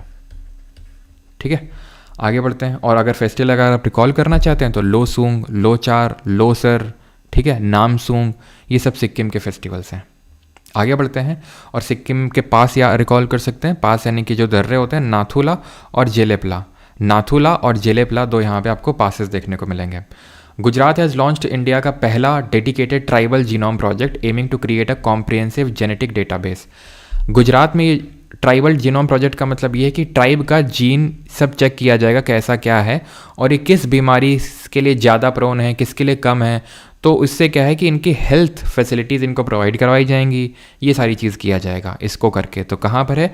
गुजरात में जीनोम प्रोजेक्ट। ठीक है, पहला डेडिकेटेड ट्राइबल जीनोम प्रोजेक्ट है ये। उनका जेनेटिक डेटाबेस कलेक्ट किया जाएगा और उनको देखा जाएगा कि वो किस बीमारी के लिए ज़्यादा प्रोन है और कैसे उनका बीमारियाँ कम करी जा सकती हैं। ओके, मिज़ोरम का जो लंगफुन रोपोई है, एक ancient megalith. Now what is megalith? बड़ा स्टोन, बड़ा पत्थर। अगर आप रिकॉल करो तो हम हिस्ट्री में इस चीज़ को पढ़ते हैं मेगालिथ के बारे में कि जब यहाँ पर हड़प्पन सिविलाइजेशन फ्लरिश कर रहा था, तो उसी के टाइम पीरियड या फिर उसके थोड़ा सा लेटर हड़प्पन फेज़ में यहाँ पर मेगालिथ आया था। मेगालिथ का मतलब है बड़े बड़े पत्थरों का, जहाँ पर लोग इस्तेमाल करते थे यूजुअली अपनी जो ग्रेव्स होती थी, ठीक है, कब्र, उनको कवर करने के लिए ये बड़े पत्थर का इस्तेमाल करते थे। और इसी को ही हम आयरन एज बोलते हैं साउथ इंडिया का। साउथ इंडिया में ये फ्लरिश हुआ था जब हड़प्पन यहाँ पर था, चल रहा था, तो यहाँ पर पहले ही जो है आयरन एज आ चुका था, मेगालिथ। ओके, तो ये चीज़ आपको पता होना चाहिए कि भाई मेगालिथ था साउथ इंडिया में। और ये मेगालिथ बात कर रहा है मिज़ोरम की। मिज़ोरम का जो लंगफुन रोपोई है ancient megalith site with 114 that is 114 carved memorial stones was declared a monument of national importance. It has been declared as a monument of national importance, यानी राष्ट्रीय धरोहर, by archaeological survey of India, जिसके founder है Alexander Cunningham. 1861 में इसको found किया था इन्होंने। ठीक है, आगे बढ़ते हैं। एंड ASI के चेयरमैन कौन था जब हड़प्पा, दैट इज़ जो आपका इंडस वैली सिविलाइजेशन है, उसको एक्सकेवेट किया गया था, मेनली हड़प्पा और जो आपका मोहनजोदाड़ो है, कौन था? John Marshall. ठीक है, Arunachal Pradesh is set to get India का पहला fully indigenous 50 kilowatt geothermal power plant. Geothermal क्या होता है? जहां हम जियो मतलब अर्थ और थर्मल मतलब हीट। तो अर्थ की हीट से अगर हम एनर्जी या फिर इलेक्ट्रिसिटी बना रहे हैं, क्योंकि एनर्जी तो वो भी है जो अंदर पड़ी हुई है, energy can neither be created not be destroyed, it can only be transform from one form to another. तो वो जो अंदर हीट है is a form of energy, उसको हम क्या करेंगे, उसको हम चेंज करेंगे इन दी इलेक्ट्रिसिटी का फॉर्म। अब हमारी जियो थर्मल कुछ साइट्स हैं जो आपको पता होना चाहिए, जैसे मणिकर्ण है, कहाँ पड़ता है ये मणिकर्ण बताओ। पूगा वैली है, ये कहाँ पड़ता है, ये 2 मेन साइट हैं इंडिया में, ठीक है, जहाँ पर हम बोल सकते हैं। अब ये कैसे होता है, ऐसे होता है कि अब हमें पता है कि जो हमारा अर्थ होता है उसमें 3 लेयर होता है, मेनली क्रस्ट मैंटल कोर, और ये जो मैंटल में हमें देखने को मिलता है, not the upper solid part of mantle, just उसके नीचे ये होता है, क्या होता है, इसको क्या बोलते हैं, एस्थिनोस्फीयर, ठीक है। तो जो होता क्या है कि जब यहाँ से पानी निकलता है अंदर से, तो अगर वो कुछ मैग्मा वगैरह इस तरह के कांटेक्ट में आ जाता है, थोड़ा बहुत डायरेक्टली इनडायरेक्टली, तो बहुत भयंकर गर्म हो जाता है, बिकॉज ये जो एस्थिनोस्फीयर है, जिसको कि हम एक वीक लेयर बोलते हैं, जो कि आपको 400 किलोमीटर तक के डेप्थ तक देखने को मिलेगी, तो वहाँ पे क्या होता है, इतना ज़्यादा टेम्परेचर होता है कि अगर इनडायरेक्ट कांटेक्ट भी हुआ तो बहुत गर्म हो जाता है पानी, ठीक है। जैसे कि अगर मैं इसको एकदम फेमस एग्जांपल दूँ तो येलोस्टोन नेशनल पार्क है, ठीक है, येलोस्टोन नेशनल पार्क है आपका यूएसए में।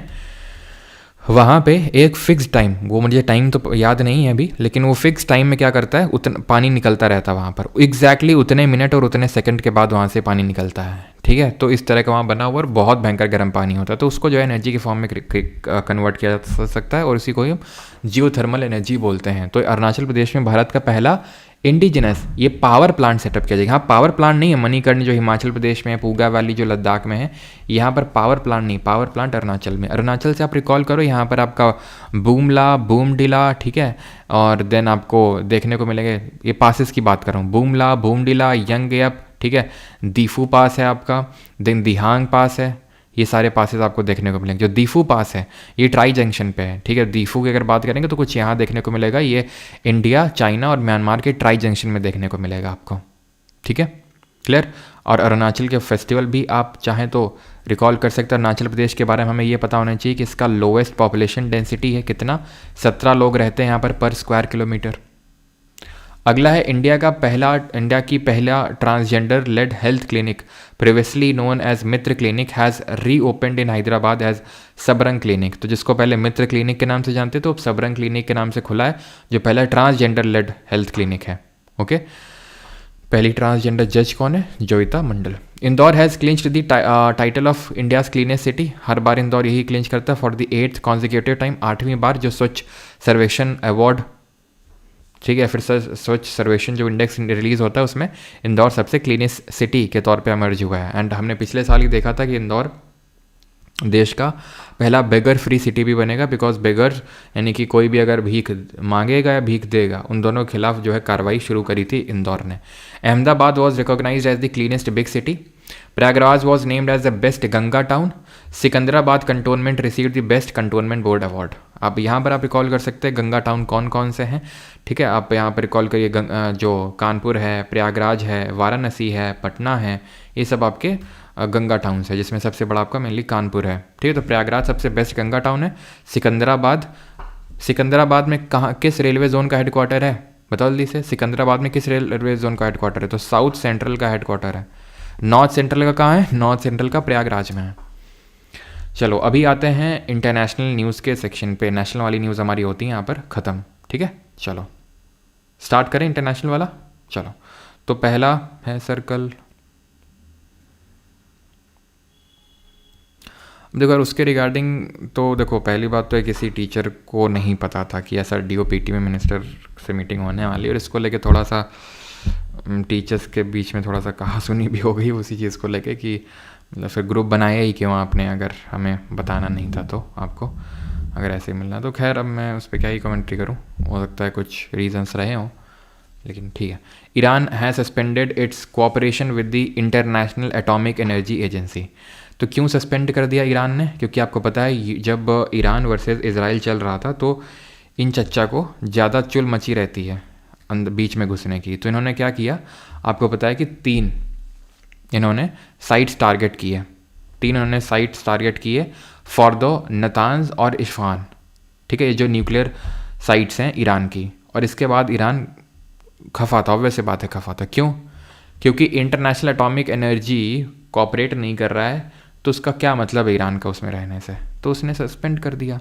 ठीक है, इसकी अगर बात करेंगे इंटरनेशनल एटॉमिक एनर्जी की तो ये 1957 में बना, वियना ऑस्ट्रिया में इसका हेडक्वार्टर है और इसके पार्लियामेंट को मजलिस बोलते हैं। ठीक है, प्रेसिडेंट है मसूद पेजेस्किन। ठीक है, तो ये चीज़ आपको पता होनी चाहिए।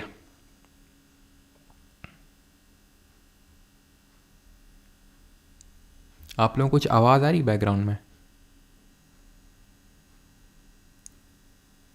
हाँ, चलो खैर, तो आगे बढ़ते हैं और अगला है हमारा and that is PM Modi attended the 17th BRICS Summit for 2025 was held in Rio de Janeiro, Brazil. तो ये ब्रिक्स समिट है 2025 जो हुई है आपकी रियो में, और इससे पहले पिछली वाली 2024 में हुई थी कजान में। ठीक है, एक सेकेंड।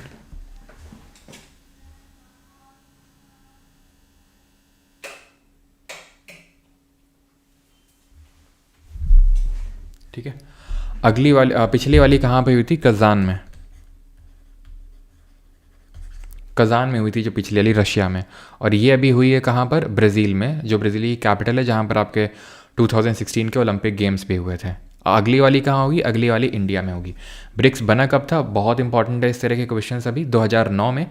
और पहले ही ब्रिक हुआ करता था, देन साउथ अफ्रीका ने 2010 में ज्वाइन किया, और अभी फाइनली पहले तो 5 ही मेंबर थे ये ब्रिक्स, मतलब आपको पता होना चाहिए, ब्राज़ील, रशिया, इंडिया, चाइना और साउथ अफ्रीका।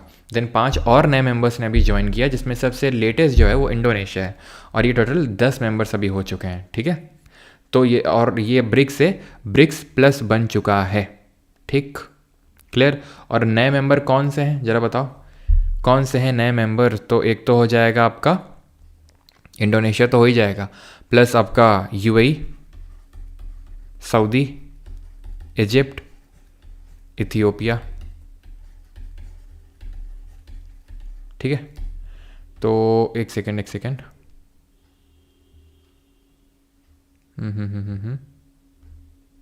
ठीक है। हाँ, इजिप्ट, इथियोपिया, ईरान भी तो था, ईरान तो 3, और इंडोनेशिया भी अगर इंक्लूड करेंगे तो 11 ही होंगे इसमें। ओके, ठीक है, 11 ही होंगे। ओके, ठीक है, 11 ही सही है। UAE है, सऊदी अरब है, इजिप्ट है, इथियोपिया, ईरान है, इंडोनेशिया, तो 3 6 और 5 पहले से हैं, तो टोटल 11 मेंबर्स हैं। Okay, alright. अगला है हमारा Japan coast guard ship Itsukushima arrived at the Chennai port as part of its global ocean voyage training. The visit included a joint sea exercise called as Yamata. See you later. ठीक है, इसका मतलब होता है, तो Japan, ध्यान रखना, Japan coast guard का शिप है इत्सुशिमा, कहाँ पर आया? चेन्नई में, जहाँ पर ये आपका एक्सरसाइज हुआ, जॉइंट सी एक्सरसाइज जामाता। ठीक है, ये माता वो मत समझ लेना जो हमारी वाली माता होती हैं। ठीक है, जामटा आप बोल सकते हैं इसको, जापानीज वर्ड है जिसका मतलब होता है सी यू लेटर। ठीक है, आगे बढ़ते हैं। Defence minister Rajnath Singh participated in the Shanghai cooperation organisation, जो डिफेंस मिनिस्टर की मीटिंग हुई क्विंडाओ, चाइना में। और SCO की बात करेंगे, 1996 में बना, 1996 में। 1997 में कौन सा ऑर्गेनाइजेशन बना था, कोई बताएगा? 1997 में कौन सा बना था?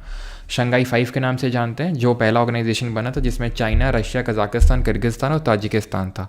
फिर उसके बाद इंडिया और पाकिस्तान दोनों ने मिलकर इसको ज्वाइन किया था 2017 में, 2017 में।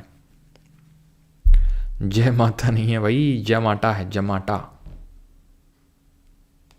ठीक है, और आपको बताना है कि जो इसका रैट्स है, that is regional anti terrorist structure, इसका हेडक्वार्टर कहाँ पे है? तो ताशकंद उज़्बेकिस्तान में इसका हेडक्वार्टर है। ओके, ताशकंद उज़्बेकिस्तान में इसका हेडक्वार्टर है। इसका जो लेटेस्ट मेंबर है वो बेलारूस है। ईरान ने भी इसको ज्वाइन किया था 2023 में, बेलारूस ने इसको ज्वाइन किया 2024 में। और इसमें टोटल, अब अगर बात करेंगे शंघाई में, मतलब SCO में, तो टोटल 10 मेंबर हैं अभी। ठीक है, और इसका हेडक्वार्टर कहाँ पे? ताशकंद उज़्बेकिस्तान में है। क्लियर, आगे बढ़ते हैं। अगला है हमारा, दैट इज़ चाइना। जय माता दी, हाँ जय माता दी, राधा राधा। सर आप पर सॉन्ग निकाला है, अच्छा किसने निकाला song? China has begun construction on a massive hydro power project on the Brahmaputra river which is stated to be world's largest dam. ये हम पहले भी डिस्कस कर चुके हैं कि जब हमारी ब्रह्मपुत्र रिवर इस तरह से आती है, यारलंग सांगपो के नाम से जानी जाती है, कहाँ से निकल के आती? चेमा युंगदुंग ग्लेशियर, या फिर कहीं कहीं पे अंगसी ग्लेशियर भी लिखा हुआ होता है। ठीक है, अंगसी ग्लेशियर। तो जब यहाँ से निकल के आती है तो इसका नाम यारलंग सांगपो होता है। देन ये पॉइंट होता है जिसको हम जानते हैं नामचा बरवा के नाम से,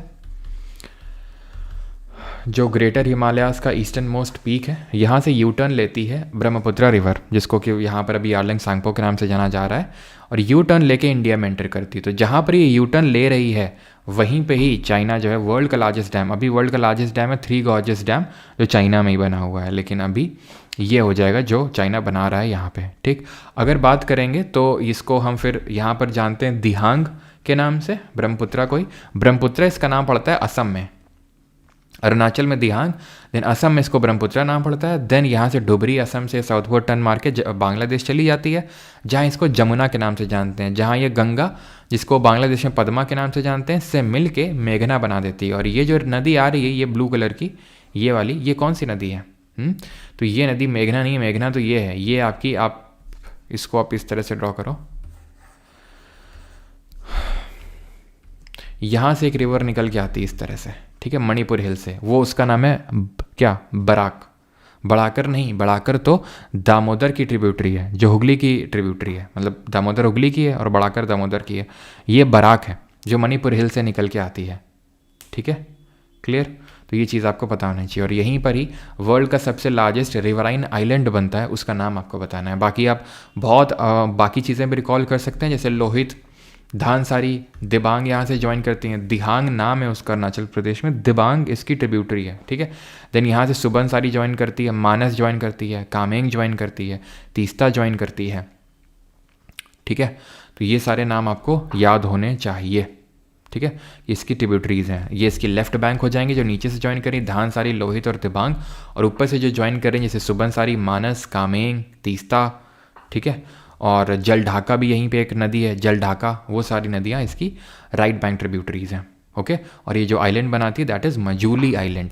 अ replica of the Ashoka pillar was unveiled in Waskaduwa, Sri Lanka. तो अशोक पिलर को क्यों यहाँ पर, क्योंकि देखो अशोका का रोल था श्रीलंका, जिसको पहले सीलोन के नाम से जानते थे, वहाँ पर बुद्धिज़्म को फैलाने के लिए, क्योंकि अशोक ने अपने बेटे महेंद्र और अपनी बेटी संघमित्रा को भेजा था यहाँ पे, ठीक है। और किस फॉर्म का यहाँ पर बुद्धिज़्म है, बिकॉज अगर आप रिकॉल करें तो जो फोर्थ बुद्धिस्ट काउंसिल हुई थी 72 AD में, 72 ईस्वी में, जिसको कि पैटर्नाइज किसने किया था? काला अशोक ने किया था, जो कनिष्क डायनेस्टी से, सॉरी क्या बोल रहा हूँ मैं, कनिष्क ने किया था जो कुषाण डायनेस्टी से थे, ठीक है।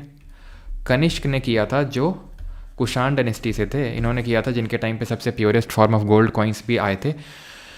तो यहाँ पे हीनयान और महायान दो सेक्ट में बट गया था बुद्धिज़्म। तो हीनयान वो होते हैं जो आइडल वर्शिप पे बिलीव नहीं करते, महायान, ठीक है, गलत स्पेलिंग हो गई है, हीनयान और महायान, महायान। तो हीनयान वो होते तो जो आइडल वर्शिप पे बिलीव नहीं करते थे, ये करते हैं, ये बुद्ध को जो है एक डिवाइन फिगर के तौर पे देखते हैं, बट हीनयान जो है बुद्ध को एक ह्यूमन बीइंग ही कंसिडर करते हैं। ये थोड़े से अंतर हैं, क्लियर है।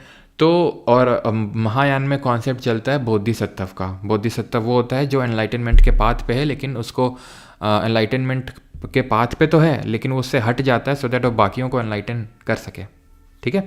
और हीनयान ये होते हैं जो बुद्ध जी की ओरिजिनल जो टीचिंग्स है उस पर बिलीव करते हैं। तो इसीलिए वहाँ पर अशोक पिलर को, जो अशोक स्तंभ का जो रेप्लिका वहाँ पर बनाया गया। एंड यू नो कि ये हमारा जो है जो नेशनल एम्बलेम भी है, अशोक जो पिलर था सारनाथ का, ठीक है। आपको पता है ये हम पढ़ते हैं कि अशोका के इंस्क्रिप्शंस दो जगह देखने को मिलते हैं, एक तो पिलर्स में और एक रॉक में। तो रॉक वाली अलग चीज़ हो गई, ये पिलर है जिसमें कि हमें पूरा सब ये पता होना चाहिए इसका, ये क्या क्या बोलते हैं इसको। जैसे ये क्या होता है, ये अबैकस होता है, ये अबैकस होता है, नहीं क्या होता है ये,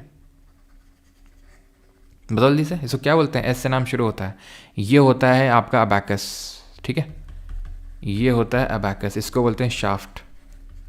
ये होता है इन्वर्टेड लोटस, ठीक है, इन्वर्टेड लोटस। और यहाँ पर ये जो होता है इसको कैपिटल बोलते हैं, ठीक है। जो भी जानवर होता है तो वही कैपिटल कहलाता है। जैसे कि अगर आप प्रेसिडेंट हाउस कभी जाओ तो वहाँ पर बाहर रखा हुआ है एक बुल, जो रामपुरवा से निकाला गया है पिलर से ही, तो रामपुरवा बुल बोलते हैं उसको, बिकॉज बुल वहाँ की कैपिटल है, ओके क्लियर है। लायन कैपिटल है जो हमारा नेशनल एम्बलम है। नेशनल एम्बलम जो है जो सारनाथ से लिया गया है, जहाँ पर बुद्ध जी ने अपना पहला सरमन एंड उपदेश दिया था डियर पार्क में। तो यहाँ एक शेर देख रहा है, मतलब चारों जो हमारे कार्डिनल पॉइंट्स होते हैं नॉर्थ साउथ ईस्ट वेस्ट, वहाँ पर शेर देख रहा है। एंड अबैकस में आपको पता है हमारा शेर बना हुआ है, हमारा हाथी बना हुआ है, घोड़ा बना हुआ है, और चौथा कौन सा जानवर है? तो ये 4 जानवर बने हुए हैं सेपरेटेड बाई अशोक चक्र। ठीक है, चलिए आगे बढ़ते हैं। PM Modi and president Mohamed Muizzu of the Maldives jointly released the commemorative stamps to mark the 60th anniversary because Maldives, अगर आप थोड़ा सा लोकेशन आपको पता होना चाहिए, ये लक्षद्वीप है हमारा इंडिया, और यहाँ पर है मालदीव्स। जो दोनों को कौन सेपरेट करता है, कौन सा डिग्री चैनल है जो सेपरेट करता है, बताओ जल्दी से। तो इट इज़ 8 डिग्री चैनल।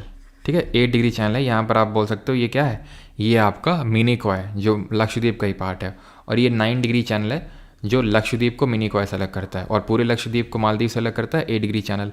तो ये 1965 में आज़ाद हुआ था, और उस टाइम पे India was one of the first countries जो इसके साथ डिप्लोमेटिक रिलेशंस में एंटर किया था। तो उसी की 60th एनिवर्सरी 2025 में सेलिब्रेट करने के लिए जो है कॉमेमोरेटिव स्टैम्प्स निकाले गए हैं। Okay, now coming on to the awards and honours वाला सेक्शन।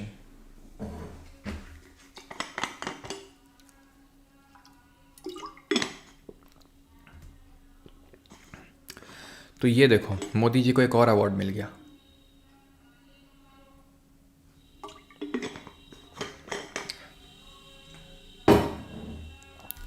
एंड दैट इज घाना का अवार्ड है ये, the officer of the order of the star of घाना।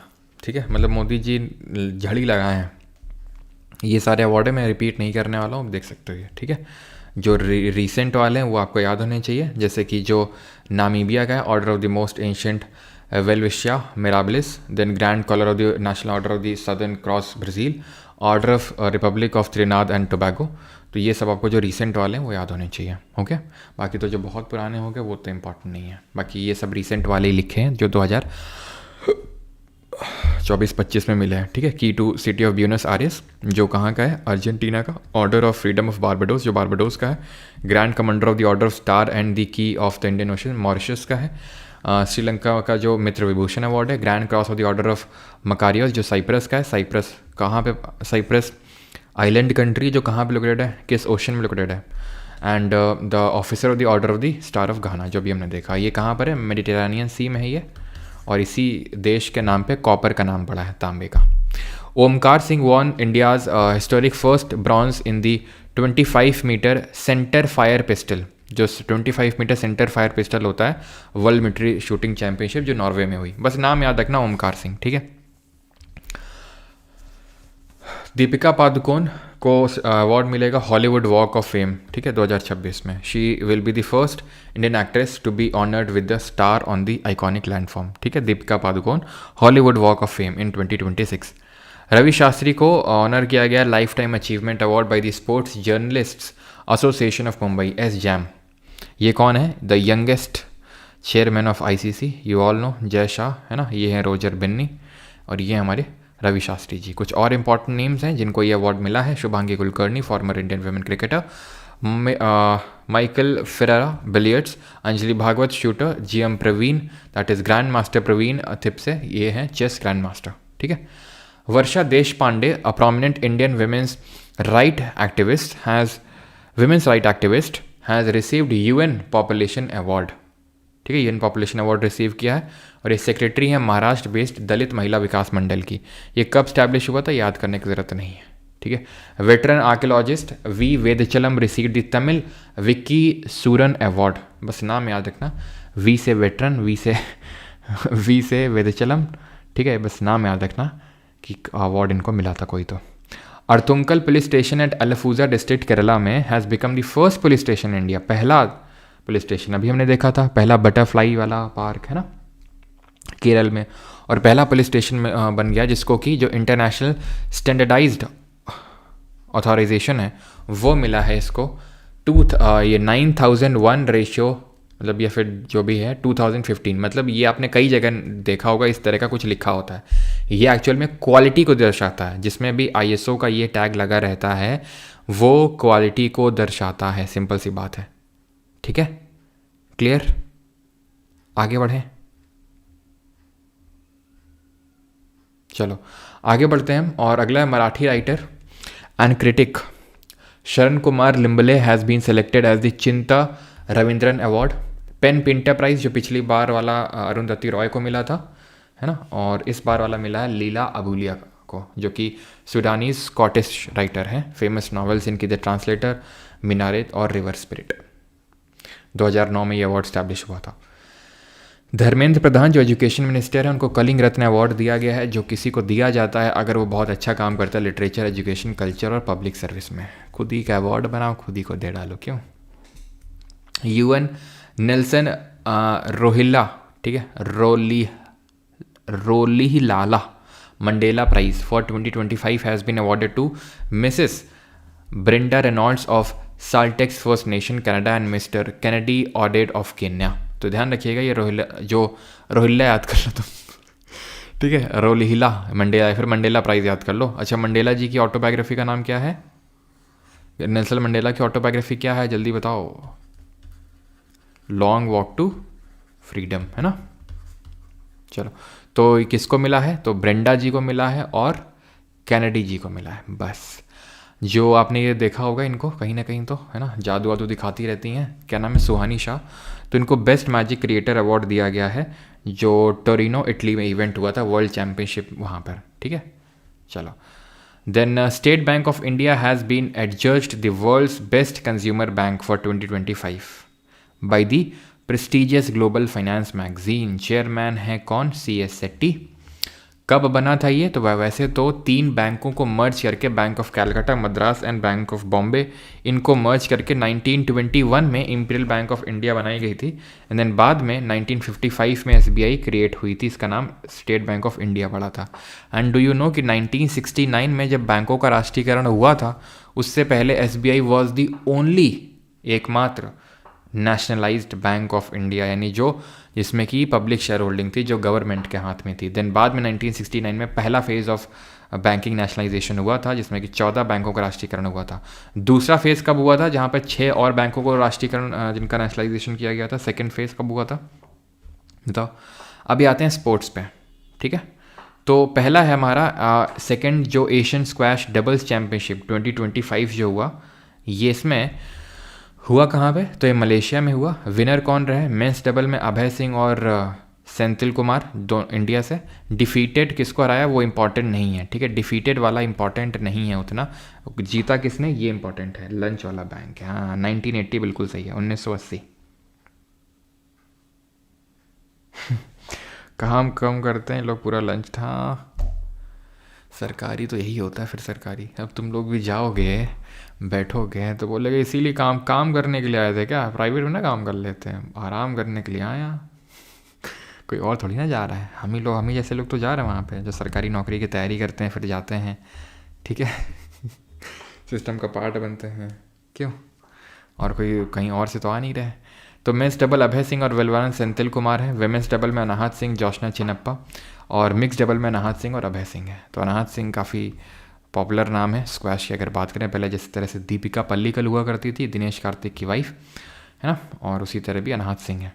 नीरज चोपड़ा फिर से वर्ल्ड नंबर 1 रैंकिंग इन्होंने रिक्लेम करी है। इन्होंने एंडरसन पीटर्स को रिप्लेस किया। 3rd नंबर पे जूलियन वेबर है, एंड 4th नंबर पे पाकिस्तान के अरशद नदीम, जिन्होंने इस बार के ओलंपिक्स में गोल्ड मेडल जीता था, ठीक है। इन्होंने गोल्ड जीता। जो पहला नीरज चोपड़ा क्लासिक हुआ, मतलब इन्हीं के नाम पे टूर्नामेंट का नाम है, जो बेंगलुरु में हुआ था पहली बार ही, नीरज चोपड़ा क्लासिक, उसमें गोल्ड मेडल इन्होंने जीता 86.18 मीटर का थ्रो करके, ठीक है।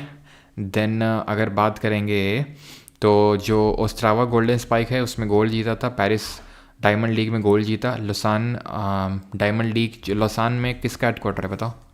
लोसेन में किसका हेडक्वार्टर है? तो सेकंड प्लेस यहाँ पर 89.48 मीटर के साथ, ठीक है, थ्रो जो मारा इन्होंने। एंड डायमंड जो लीग हुई था ब्रुसेल्स बेल्जियम में, उसमें भी सेकंड प्लेस इन्होंने अचीव किया। एंड पेरिस ओलंपिक्स में भी आपको पता है सिल्वर मेडल जीता था सेकंड प्लेस में, बिकॉज गोल्ड जीता था अरशद नदीम ने, ठीक है। तो और पता नहीं उड़ती हुई खबर आई है कि ये गोल्ड इनसे लेके पाकिस्तानी गवर्नमेंट अपने लोन उनको चुका रही है। तो लॉसेन की अगर बात करेंगे तो इंटरनेशनल ओलंपिक जो कमेटी है, अंतर्राष्ट्रीय ओलंपिक समिति, उसका हेडक्वार्टर लॉसेन में। ज्यूरिच में किसका हेडक्वार्टर है? फीफा का है, ओके। आगे बढ़ते हैं। R Praggnanandhaa won UzChess cup masters जो कि उज़्बेकिस्तान में हुआ, ठीक है, becoming India top ranked chess player, India के टॉप रैंक चेस प्लेयर, और अभी मैग्नस कार्लसन को भी हराया इन्होंने, ठीक है। इंडिया का इस टाइम पे गोल्डन टाइम चल रहा है चेस में, बिकॉज अगर आपको पता हो, आई थिंक आगे होगा, ठीक है, कि दिव्या देशमुख ने भी जो विमेंस वर्ल्ड चैंपियनशिप है उसको जीता और पहली इंडियन बनी वो। Other winnings of R Praggnanandhaa, Tata steel chess tournament जीता और सुपर बेट चेस क्लासिक जीता रोमानिया में। देन फर्स्ट नंबर पे that is super united rapid and blitz tournament में फर्स्ट नंबर पे जो अभी इवेंट हुआ था, आपको पता है, रैपिड ब्लिट्स टूर्नामेंट, उसमें पहले नंबर पे मैग्नस कार्लसन रहे, दूसरे पे वेस्ली यूएसए से, और थर्ड नंबर पे रहे गुकेश डोमराजू, ठीक है।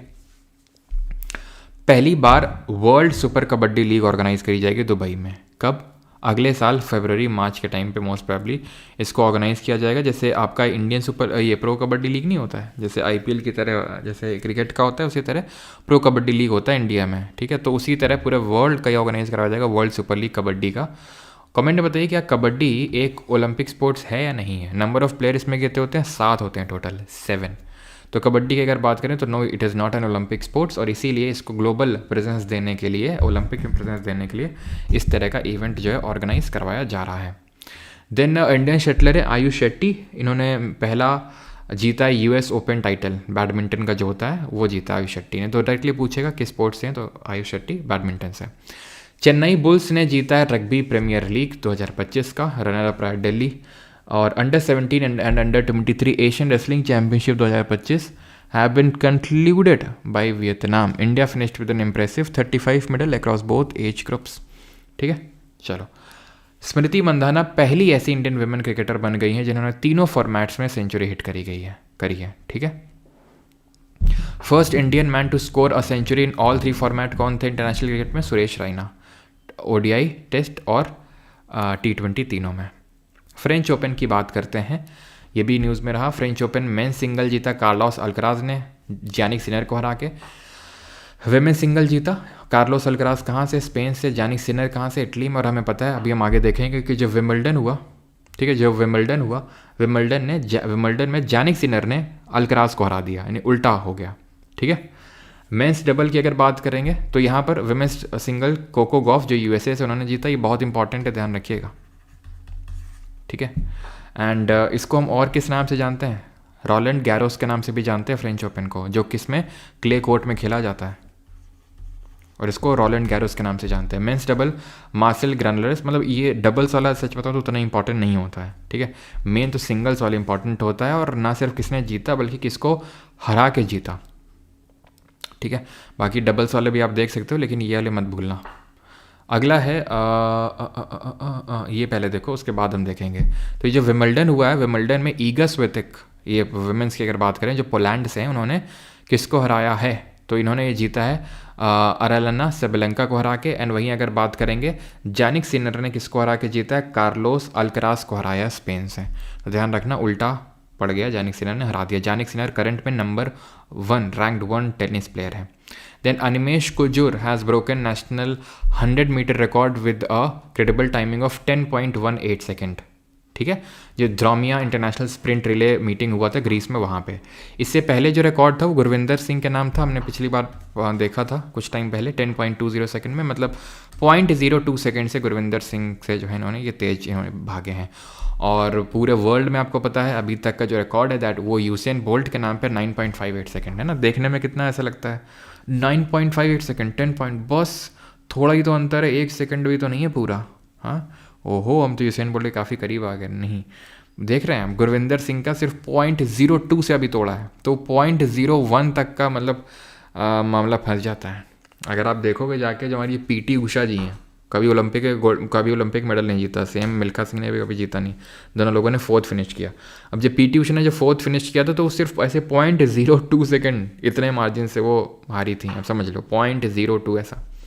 तो यहाँ पर बहुत पॉइंट का वो होता है, ठीक है। अब जैसे कि अब मान लो 10.18 है, तो इनको हो सकता है कि 10.15 करने में काफ़ी टाइम लग जाए, बहुत टाइम लग जाए, उसके लिए बहुत मेहनत करनी पड़े, ठीक है। तो ऐसा होता है। वर्ल्ड बॉक्सिंग कप 2025 कहाँ पे हुआ? अस्ताना, कजाकिस्तान में हुआ। इंडिया ने टोटल इसमें 11 मेडल्स जीते, 3 गोल्ड, 5 सिल्वर और 3 ब्रॉन्ज। गोल्ड मेडलिस्ट इंडिया की तरफ से रहे Jasmine Lamboria, Sakshi and Nupur. Lando Norris ने मैक्लारेन से जो खेलते हैं, इन्होंने ब्रिटिश ग्रैंड प्रिक्स जीता, सेकंड पोजीशन पे ऑस्कर पियास्त्री रहे, बाकी के देख सकते हैं उतना इंपॉर्टेंट नहीं है ये। Mexico defeated the US to win the CONCACAF, ठीक है, कॉन्कैकेफ गोल्ड कप, जो कि फुटबॉल से एसोसिएटेड है, ठीक है। फुटबॉल के आप कप्स एंड ट्रॉफीज़ को रिकॉल कर सकते हैं, डूरन कप है ना, डूरन कप, संतोष ट्रॉफी है ना, यूएफा कप, ये सब किससे एसोसिएटेड हैं आपके फुटबॉल से। Rovers cup. India has successfully qualified for the AFC women's Asia cup Australia 2026, जो फुटबॉल का होता है। Jasprit Bumrah has broken the Kapil Dev's record. इन्होंने मतलब किस चीज़ का रिकॉर्ड, तो मोस्ट 5 विकेट हॉल्स, 5 विकेट लेने का टेस्ट में, and that too away from the India. 13 बार 5 विकेट ले चुके हैं away from India Jasprit Bumrah, और वो भी सिर्फ 35 मैचों में। और आप देखो मतलब इंडिया का भी एक टाइम हुआ करता था, बोल सकता हूँ बिफोर 2017, ठीक है, 2017 से पहले तक मैं बोल सकता हूँ, 2016 से पहले तक है ना। पहले के टाइम पे जब धोनी कैप्टन थे, वीरेंद्र सहवाग, गंभीर खेला करते थे, उस टाइम पे इंडिया बॉलिंग उतना ठीक नहीं था। ज़हीर खान बस सही थे, ज़हीर खान थोड़ा बहुत, इरफान पठान थे, बाकी उतना बहुत तगड़ा बॉलिंग नहीं था इंडिया का। अभी देखिए आप करंट में, आप बताने की ज़रूरत नहीं है ना, 35 रन हमने डिफेंड कर लिए। चलो अगर क्रिस वोक्स का विकेट हटा भी दें, फिर भी 3 विकेट और 35 रन, ऐसा लगता है कि आराम से बन जाएंगे, लेकिन और जबकि 4 विकेट थे वो टोटल, और हमने उनको डिफेंड कर लिया बहुत आसानी से, ठीक है, बहुत आसानी से तो नहीं, लेकिन हाँ डिफेंड कर लिया, और वो भी विदाउट बुमराह। तो दैट शोज़, ठीक है, कि क्या इंडिया का बॉलिंग लेवल पहुंच चुका है। जसप्रीत बुमराह तो है ही है, लेकिन सिराज आपने देखा 5 विकेट, आपने देखा जो प्रसिद्ध कृष्णा है 4 विकेट। हाँ, तो कल जो है पिछला विकेट तो भाई मोहम्मद और कृष्णा उन्होंने जिता ही दिया, ठीक है।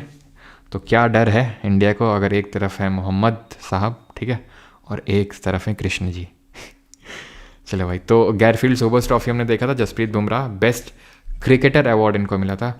और जो रैशेल हॉय जो फ्लिंट ट्रॉफी होती है, जो बेस्ट विमेन क्रिकेटर को दी जाती है, वो किसको दी गई थी? वो न्यूजीलैंड की क्रिकेटर थी, उनका नाम बताइए जल्दी से, ठीक है। बेस्ट T20 क्रिकेटर का अवार्ड किसको दिया गया था? जो हमारे ये क्या नाम है, अरे क्या नाम है पाजी का क्या नाम है पाजी का, नाम एकदम दिमाग से चला जाता है। हाँ चलो भाई, ये बात मोदी को सही नहीं लगेगा। अच्छा, ईगा स्वेतिक पोल आए, ये तुम देख ही चुके हैं, ओके। जो हरी कृष्णन है from Chennai has become 87th grand master, ठीक है, 87th, अर्शदीप सिंह, सॉरी, ठीक है, अर्शदीप सिंह। कल पेपर है, अच्छा, ऑल द बेस्ट पेपर के लिए। इंडिया के पहले मेल चेस ग्रैंड मास्टर कौन थे? विश्वनाथन आनंद। पहली फीमेल चेस ग्रैंड मास्टर कौन थी? सुब्रमन एस विजय लक्ष्मी, आप याद कर सकते हैं। विश्वनाथन आनंद पहले ऐसे थे जिन्होंने कि रिसीव किया था क्या, पहला राजीव गांधी खेल रत्न अवार्ड, जो कि अभी मेजर ध्यानचंद खेल रत्न अवार्ड हो जाएगा, उसको रिसीव किया था, ठीक है। Divya Deshmukh made history by becoming the first Indian women to win FIDE women's world cup. इसी की मैं बात कर रहा थी, इसी फैक्ट की। दिव्या देशमुख ने, और किसको हरा के जीता? कोनेरू हम्पी, जो अगेन इंडिया नहीं थी, तो अगर कोई भी जीता तो इंडिया की ही जीत होती। तो पहली इंडियन बन गई जिन्होंने विमेंस वर्ल्ड कप जीता है। और इसके पहले हमने देखा था मेंस में गुकेश टी पहले बने थे, सिर्फ पहले मतलब पहले तो नहीं, दूसरे बने थे after Viswanathan Anand, but youngest to win the chess championship. और Koneru Humpy has defeated China की जो ली तिंगजी हैं इन अ थ्रिलिंग सेमीफाइनल, जो टाई ब्रेक मैच हुआ है उसमें, ठीक। चलो, चेल्सी जो आपका है, Chelsea FC defeated Paris Saint Germain in the final to win 21st FIFA club world cup. Indian wrestler Sujeet Kalkal clinched the gold medal in men's 65 kg free style category. Free style category में 65 kilo भार वर्ग में सुजीत कलकल ने gold medal जीता है। दायात्सु Japan open badminton से associated है। विनर्स इसमें रहे हैं मेन सिंगल में शी यूकी, विमेन में आन सी योंग, और डबल्स वाला याद करने की ज़रूरत नहीं यार, ठीक है, ये सिंगल वाला याद करो बस। Then Indian long jumper Murali Sreeshankar won the gold medal at the meeting Maia Cidade do Desporto, ठीक है, इन माया पोर्चुगल। तो थोड़ा ध्यान रखना, ये मुरली शंकर के स्पोर्ट्स से सिड है, लॉन्ग जंपर है, बाकी सब माया वैया सब याद करने की ज़रूरत नहीं है, ठीक है। एंड अनाहत सिंह ने ब्रॉन्ज मेडल जीता है वर्ल्ड जो जूनियर स्क्वैश चैंपियनशिप हुई उसमें, है ना, जो स्क्वैश से एसोसिएटेड है, अभी हमने देखा था, ठीक है, जो मलेशिया में सेकंड स्क्वैश चैंपियनशिप हुई थी डबल्स वाली वो। ओके, अब आते हैं अपॉइंटमेंट में। अब छोटे छोटे हमारे सेक्शन है, जैसे अपॉइंटमेंट है, डिफेंस है एंड मिसलेनियस है, ठीक है। तो आते हैं अपॉइंटमेंट में। सबसे पहले तो senior IPS officer Parag Jain has been appointed as the new रॉ चीफ। तो नए रॉ चीफ हैं पराग जैन।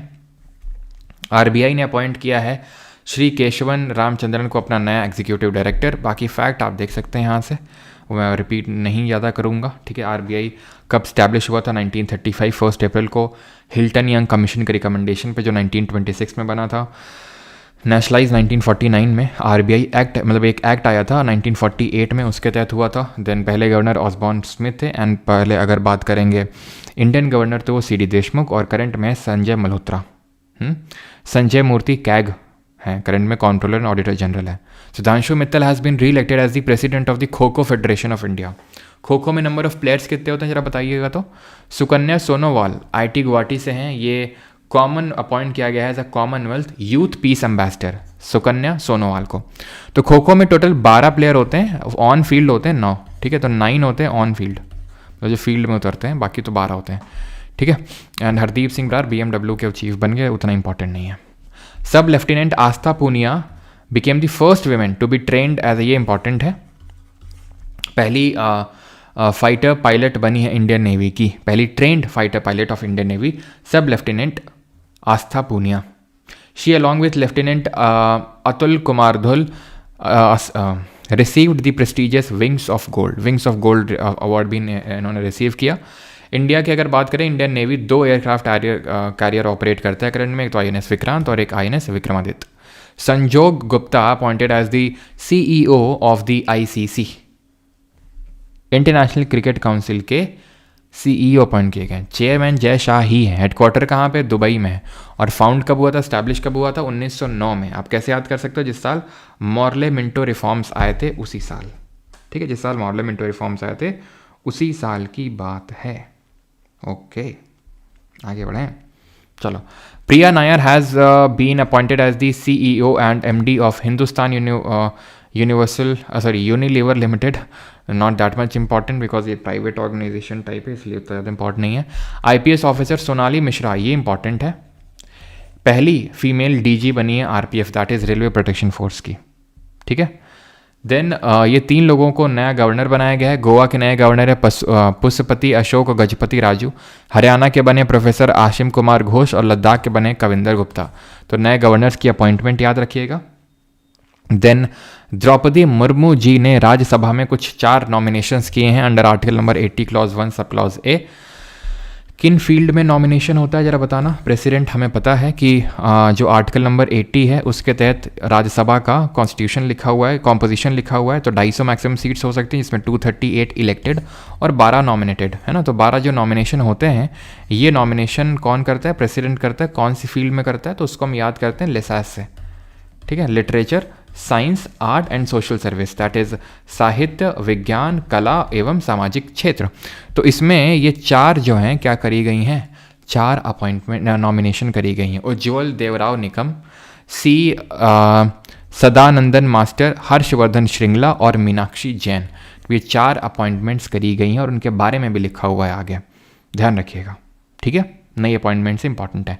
कमेंट में आप बताइए कि अगर कोई नॉमिनेटेड मेंबर अगर कोई पॉलिटिकल पार्टी को ज्वाइन कर ले, जैसे इनको नॉमिनेट किया गया और ये अभी पॉलिटिकल पार्टी ज्वाइन कर लें, विल दे बी डिफेक्टेड? क्या इनके खिलाफ डिफेक्शन का लॉ लगेगा, हाँ या ना? मुझे तुरंत बताइए अभी। तो आंसर है इसका हाँ भी और ना भी दोनों आंसर है इसके। क्यों? क्योंकि 6 डिफेक्शन तभी लगेगा अगर 6 महीने, यानी 6 महीने का इनको टाइम दिया जाता है, 6 मंथ्स का। 6 महीने के पहले आप ज्वाइन कर लो, जो भी पॉलिटिकल पार्टी आपको ठीक लग रही है, जो भी आपको अच्छी लग रही है, उसको ज्वाइन करना है, कर लो। लेकिन अगर उसके बाद आपने ज्वाइन करी, डिफेक्शन लग जाएगा, ठीक है।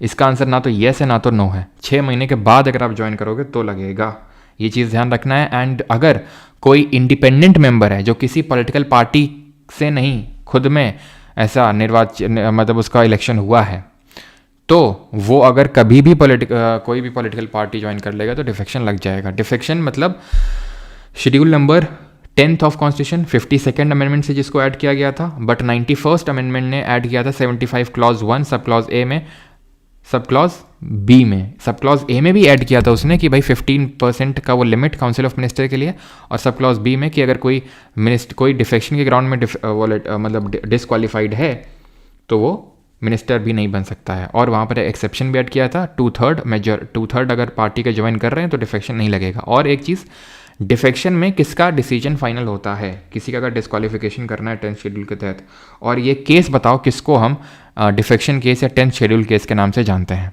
बताओ। Doctor Abhijat Sheth has been appointed as the new chairperson of national medical commission के नए चेयरपर्सन बने अभिजात सेठ। CEO और MD, नए CEO और MD बने हैं LIC के दोराईस्वामी 1956 में स्टैब्लिश हुआ था। और संजय कौल न्यू MD और CEO बने हैं gift city Gandhinagar. Gift city Gujarat में इसको डेवलप किया जा रहा है, which stands for Gujarat international finance tech city. Sanjay Kaul, okay. मैंने आपसे क्वेश्चन पूछा था डिफेक्शन में किसका वो होता है, तो स्पीकर का या फिर प्रिसाइडिंग ऑफिसर का, जो पीठासीन अधिकारी होता है उसका डिसीजन फाइनल है। But is it subject to judicial review? तो ये केस हुआ था जिसको हम बोलते हैं किहोटो होलोहान वर्सेस जचिलू केस, जिसमें सुप्रीम कोर्ट ने बोला था yes it is subject to judicial review, it is not beyond judicial review, okay. Answer किसी ने दिया नहीं, चलो आगे बढ़ते हैं। Deepika Sehrawat has won the prestigious ये तो अपॉइंटमेंट है ना, तो अवार्ड वाले सेक्शन में क्यों पड़ा हुआ है ये, खैर। Polygrass magic skill award, Deepika Sehrawat ने ये अवार्ड जीता, थोड़ा ध्यान रखना, ठीक है। First ever Indian player to win this global award. Then Ajay Seth, इनको IRDAI that is insurance regulatory development authority of India का नया चेयरपर्सन अपॉइंट किया गया। ये पहले फाइनेंस सेक्रेटरी हुआ करते थे, ठीक है। और इस समय तो जो भी अपॉइंटमेंट हो खैर छोड़ो, तो 1999 में इसको स्टैब्लिश किया गया था, और इसका जो हेडक्वार्टर है वो हैदराबाद तेलंगाना में है। सेबी का हेडक्वार्टर कहाँ पर है और इसके करंट में चेयरमैन कौन है जरा बताओ, और सिडबी का हेडक्वार्टर कहाँ पर है? तो security and exchange board of India जो ये पूरा म्यूचुअल फंड और स्टॉक मार्केट सब कुछ देखता है, इसका हेडक्वार्टर मुंबई में है, तो हिनकांता पांडे इसके चेयरमैन। और SIDBI small industries development bank of India, इसका हेडक्वार्टर लखनऊ में है, ठीक है। खाता खोलो केस अच्छा, डिफेंस पे आ जाते हैं अभी। डिफेंस में हमारा पहला है that is Indian navy inducted second ship of project 17A के तहत जो हम स्टेल्थ फ्रिगेट बना रहे हैं उसके तहत, ये एक्चुअल में इसी को हम INS नीलगिरी प्रोजेक्ट भी बोलते हैं, फिर INS नीलगिरी क्लास बोलते हैं, बिकॉज INS नीलगिरी पहली शिप थी प्रोजेक्ट 17A के तहत, जहाँ पर हम स्टेल्थ फ्रिगेट्स को डेवलप कर रहे हैं। और इसमें जो मेन दो अगर बात करें जो रहे हैं वो रहे यहाँ पे, एक तो मजगोंग डॉक, ठीक है, मजगोंग डॉक शिप बिल्डर्स जो हैं, ठीक। और दूसरे का आप नाम बता सकते हैं, दूसरा कौन सा होगा जो वो भी बहुत ज़्यादा न्यूज़ में रहता है आपका? एक तो ये रहता है मजगोंग डॉक शिप लिमिटेड, ठीक है, और दूसरा कौन सा रहता है? INS निस्तार इंडिया का पहला, अब इंडिजिनस का मतलब है स्वदेशी, designed and built diving support vessel was commissioned into the Indian navy at the naval dockyard in Visakhapatnam. It will serve as a mothership for the Indian navy's vessel India navy's deep submergence rescue vessel that is DSRV, ठीक है। तो यहाँ पर इसके अलावा है आपका garden reach ship builders engineers, ठीक है, ये रहेगा आपका, ओके क्लियर। इनको हम नीलगिरी क्लास फ्रिगेट्स भी बोलते हैं। तो पहला तो था INS नीलगिरी, और दूसरा है यहाँ पर आपका उदयगिरी, नीलगिरी उदयगिरी, ठीक क्लियर, आगे बढ़े, ठीक है। और इसने किसको सक्सीड किया अगर बात करें तो इसने INS जो शिवालिक क्लास है उसको सक्सीड किया है, उसको रिप्लेस किया एक तरह से हम बोल सकते हैं, ठीक है, शिवालिक। अगला है Akash prime missile has undergone a successful test by the Indian army. तो आकाश जो मिसाइल है सक्सेसफुल इसको टेस्ट किया गया है बाय इंडियन आर्मी। अगर इसकी रेंज की अगर बात करेंगे, मतलब इसको कहाँ से टेस्ट किया गया है, तो 15,000 फीट की ऑल्टीट्यूड से, हाइट से इसको टेस्ट किया गया है लद्दाख सेक्टर से, ओके। ये एक सरफेस टू एयर मिसाइल है, ठीक है, ध्यान रखना।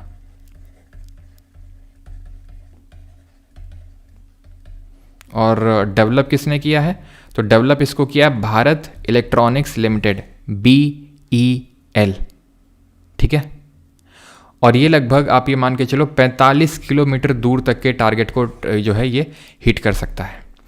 Indian army got the first batch of Apache helicopter from the US. तो अपाचे हेलीकॉप्टर्स भी मिले हैं। अच्छा, अपाचे और चिनूक में क्या अंतर है? तो अपाचे ध्यान रखना ये आपके हेलीकॉप्टर कैसे हैं, कैसे हैं अपाचे और चिनूक में क्या अंतर है? चिनूक जो है सामान ढोने का काम आता है, ठीक है, ध्यान रखना।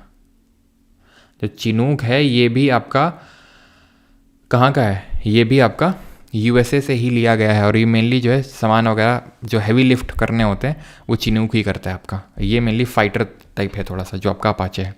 ऑपरेशन शिव चलाया गया कहाँ पर? जम्मू कश्मीर में, to ensure the safe and secure conduct of the annual Amarnath Yatra, क्योंकि टेररिस्ट के रडार में होती है ये एनुअल अमरनाथ जो यात्रा है, तो उसके लिए ऑपरेशन शिव को लॉन्च किया गया। India successfully test Prithvi 2 and Agni 1 ballistic missile. ये दोनों ध्यान रखना, जैसे अभी मैंने आपको बताया ये सरफेस टू एयर मिसाइल है आकाश, ठीक है। पृथ्वी 2 और जो अग्नि है दैट इज पृथ्वी और अग्नि दोनों ही आपकी कैसी हैं? दोनों ही सरफेस टू सरफेस मिसाइल्स हैं। ये चीज़ ध्यान रखना है आपको, दोनों ही सरफेस टू सरफेस है, ठीक है, सरफेस टू सरफेस, ठीक है, surface to surface ballistic missile हैं। और इनको उड़ीसा में जो क्या किया गया है, इनको टेस्ट किया गया है। उड़ीसा का जो इंटीग्रेटेड टेस्ट रेंज है चांदीपुर में, वहाँ से इनको क्या किया गया है? टेस्ट किया गया है। क्लियर? और कुछ तो नहीं है। चलो आगे बढ़ते हैं। बाकी the Prithvi 2 has a range of around 350 kilometre while अग्नि 1 हैज़ अ रेंज ऑफ 700 से 1200 किलोमीटर की रेंज है। तो रेंज भी थोड़ा सा ध्यान रखिएगा, ठीक है। चलो अगला है हमारा, and that is Indian navy is participating in the 32nd edition of SIMBEX. SIMBEX is Singapore India maritime bilateral exercise, और ये सिंगापुर में हो रही है। 4 Indian naval ships that is INS Delhi, Satpura, Kiltan और शक्ति, ये पार्टिसिपेट करने वाले हैं। GRSC that is garden reach ship builders and engineers has launched the anti submarine warfare shallow watercraft, और उसका नाम है अजय, ठीक है। कोलकाता में इसको लॉन्च किया गया है अजय। तो अजय क्या है? Anti submarine warfare shallow watercraft, ठीक है। आईएनएस अर्नाला, अंजदीप, आमिनी, अग्रय, अंड्रॉट, ठीक है। एंड्रॉट आपको पता ही है लक्षद्वीप में एक आइलैंड भी आपका, अक्षय और अजिकल, ठीक है। ये कुछ और आपके ASW that is anti submarine warfare shallow watercraft है, ठीक है। अगला है एंड दैट इज, ये काफ़ी इंपॉर्टेंट है, इसको लेके अभी डिफेंस मिनिस्टर ने भी ट्वीट वगैरह सब किए थे। India successfully conducted flight trials of unmanned aerial vehicle, जो ड्रोन होते हैं आपके, launched precision guided missile V3, यानी कि ड्रोन से अब हम मिसाइल लॉन्च करेंगे। ऐसा नहीं कि हम लॉन्च करने ही लगेंगे, बस ये एक टेस्ट किया हमने। एक्चुअल में जब आपको पता होगा अभी पहलगाम अटैक के बाद इंडिया और पाकिस्तान के बीच में जो हुआ, उसमें हमें पता है कि जो तुर्की है उसने हेल्प करी पाकिस्तान की, और वहाँ पर उसने ये फैसिलिटी दी तो पाकिस्तान को कि ड्रोन से मिसाइल लॉन्च करने वाली, क्योंकि पाकिस्तान के पास तो है नहीं है, तो तुर्की ने हेल्प करी थी। तो वो चीज़ को दर्शाने के लिए, शोकेस करने के लिए कि बेटा रुक जाओ, सब्र करो, हम भी आ रहे हैं, ठीक है, आगे ज़रूरत पड़ने पे हम भी इसके साथ रेडी हैं। तो ड्रोन किससे मिसाइल जो है लॉन्च होंगी, ठीक है, ये चीज़ ध्यान रखना। और किसने डेवलप किया? DRDO ने इसको डेवलप किया है। साइंस एंड टेक पे आते हैं। Ananth technologies is set to launch India का पहला private satellite for broadband services, received approval from INSPACe. अब इन स्पेस क्या है? तो इन स्पेस को इसीलिए इसका गठन किया गया है सो दैट कि इस चीज़ को देखा जा सके। इन स्पेस का मतलब क्या है? Indian national space promotion and authorisation centre, promotion and authorisation centre. अब इसका काम ही यही है कि प्राइवेट पार्टिसिपेशन को बढ़ाना स्पेस प्रोग्राम में। जैसे आप यूएसए में देखते हो इलॉन मस्क का चलता है आपका, ठीक है, इलॉन मस्क का स्पेस एक्स है, तो वो प्राइवेट, वहाँ पर प्राइवेट प्लेयर बहुत हैं जो इस काम में रहते हैं। तो यहाँ पर भी इसको प्रमोट करने के लिए इन स्पेस जैसी ऑर्गेनाइजेशन को बनाया गया है जो अप्रूवल वगैरह देती है, ठीक है। तो अनंत टेक्नोलॉजी जो है इंडिया का पहला प्राइवेट सैटेलाइट लॉन्च करेगा फॉर ब्रॉडबैंड सर्विसेज के लिए।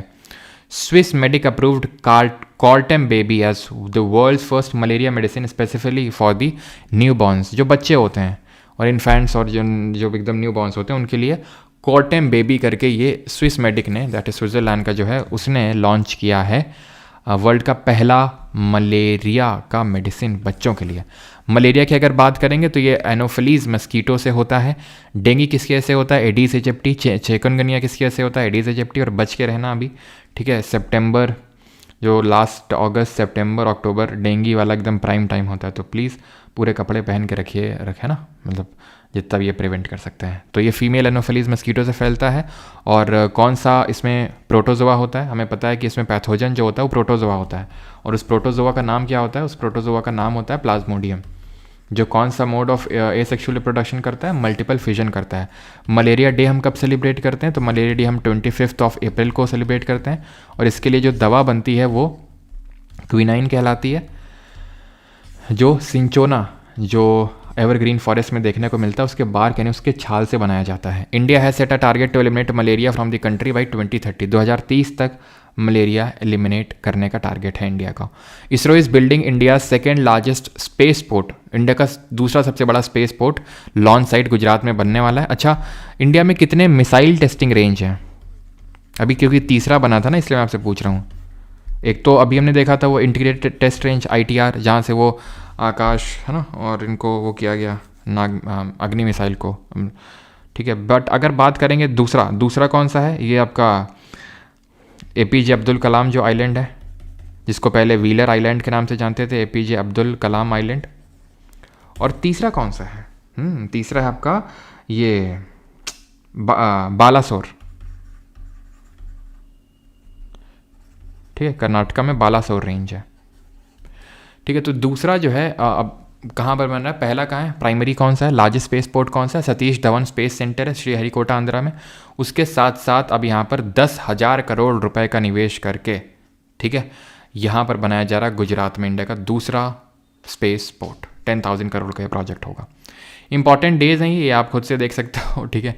इसमें क्या ही मैं रिपीट करूँ। 11 जुलाई काफ़ी इंपॉर्टेंट होता है। एक और एक मिल के हम 11 हो जाते हैं, ठीक है। वर्ल्ड पॉपुलेशन और जनसंख्या बढ़ा देते हैं, तो वर्ल्ड पॉपुलेशन डे। थीम है empowering young people to create the families they want in a fair and hopeful world, ठीक है। बाकी अब डेज वगैरह आपको PDF तो मिल ही जाएगी परमार SC टेलीग्राम पे, प्लस जो पूरी मैगजीन है वो भी आपको मिल जाएगी। कहाँ पर? परमार अकेडमी ऐप पे जब जाएंगे तो वहाँ पे अगर आपको पूरे 6 महीने की चाहिए तो कोर्सेज सेक्शन में जाना, लेकिन अगर 1 महीने की चाहिए हो सिर्फ तो PDF एंड E-बुक सेक्शन में पूरी आपको मैगजीन मिल जाएगी वहाँ पे। ओके, चलो, दो ये बुक्स हैं। The emergency diaries years that forged a leader, book launched by Amit Shah. तो अमित शाह ने इसको लॉन्च किया है। Years that forged a leader, जो कि एक लीडर को बनाया, ठीक है। और कौन लीडर है आपको साफ साफ दिख ही रहा है।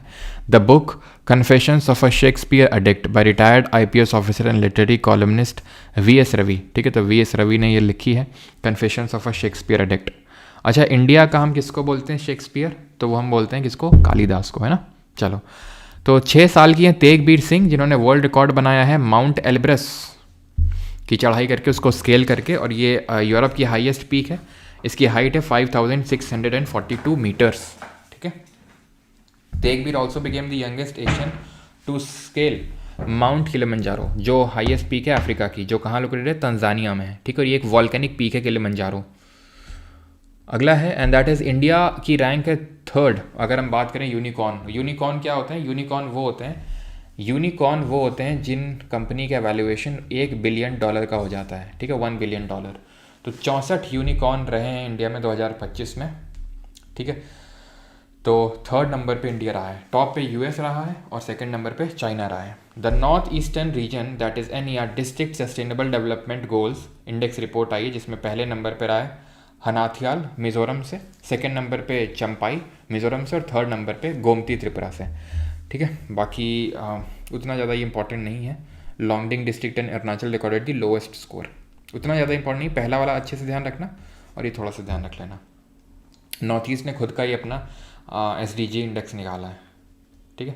Then Vatsala believe to be Asia's oldest elephant, है ना, सबसे बूढ़ा एलिफेंट है हमारा, था पन्ना टाइगर रिजर्व, जो कि कलिंजर के बहुत पास ही पड़ता है, ठीक है। तो पन्ना टाइगर रिजर्व की अगर बात करें, ठीक है, पन्ना टाइगर रिजर्व की अगर बात करेंगे तो ये मध्य प्रदेश में है, और यहीं पे ही था वात्सल, जिसकी डेथ हो चुकी है। प्रोजेक्ट एलिफेंट 1992 में लॉन्च किया गया था। एंड साथ ही साथ आप बता दो कि प्रोजेक्ट एलिफेंट कब लॉन्च किया गया था? तो सॉरी एलिफेंट बोल रहा हूँ।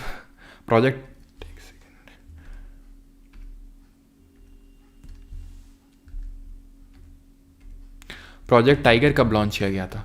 तो टाइगर लॉन्च किया गया था 1973 1973 में।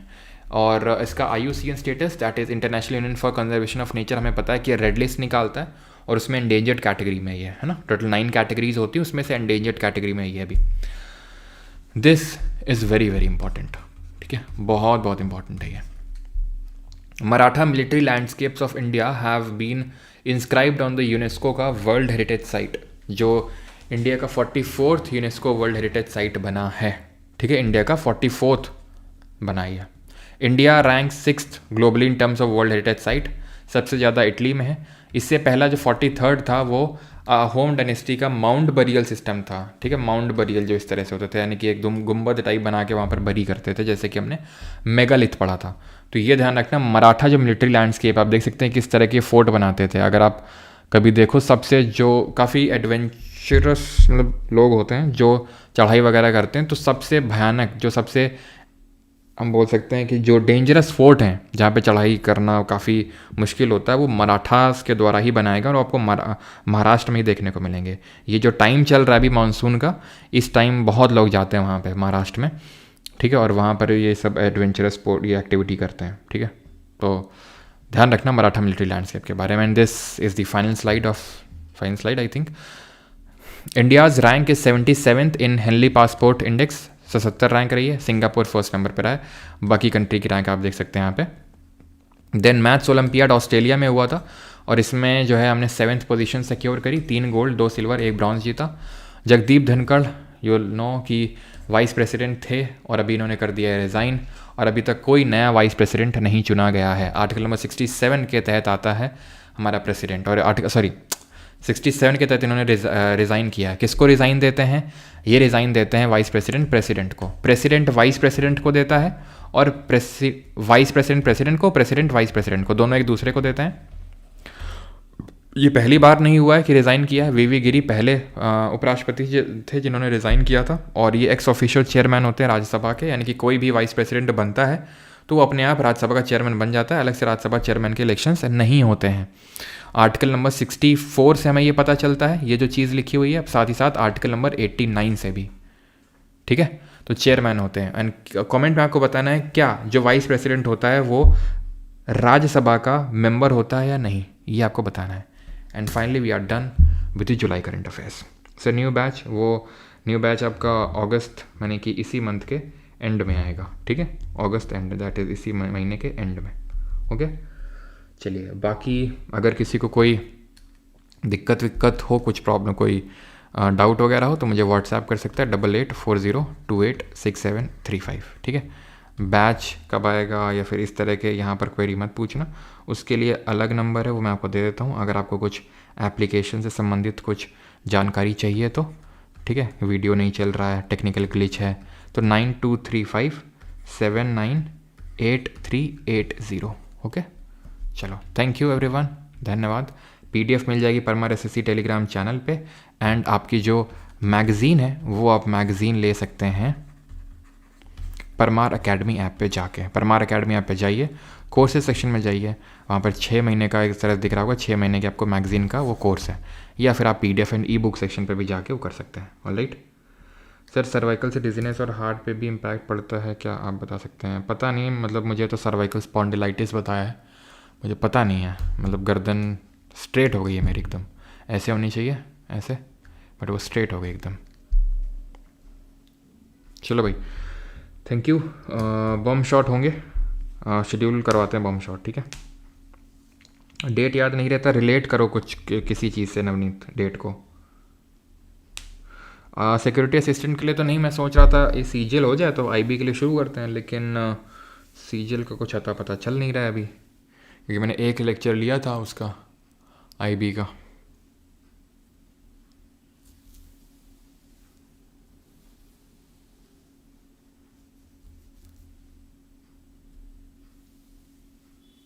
चलिए, थैंक यू एवरीवन, धन्यवाद, और मिलते हैं शाम को। क्लास होगी हमारी लेवल 2 की सीजीएल वाली। बाकी इंग्लिश के पुष्पेंद्र सर ने यानी आपके पीएसपी सर ने सारे लेक्चर्स डाल दिए हैं स्टेनो के लिए, जो भी वोकैब एंड ग्रामर, तो जिनका स्टेनो का एग्ज़ाम है अभी तो वो देख सकते हैं। Alright, thank you.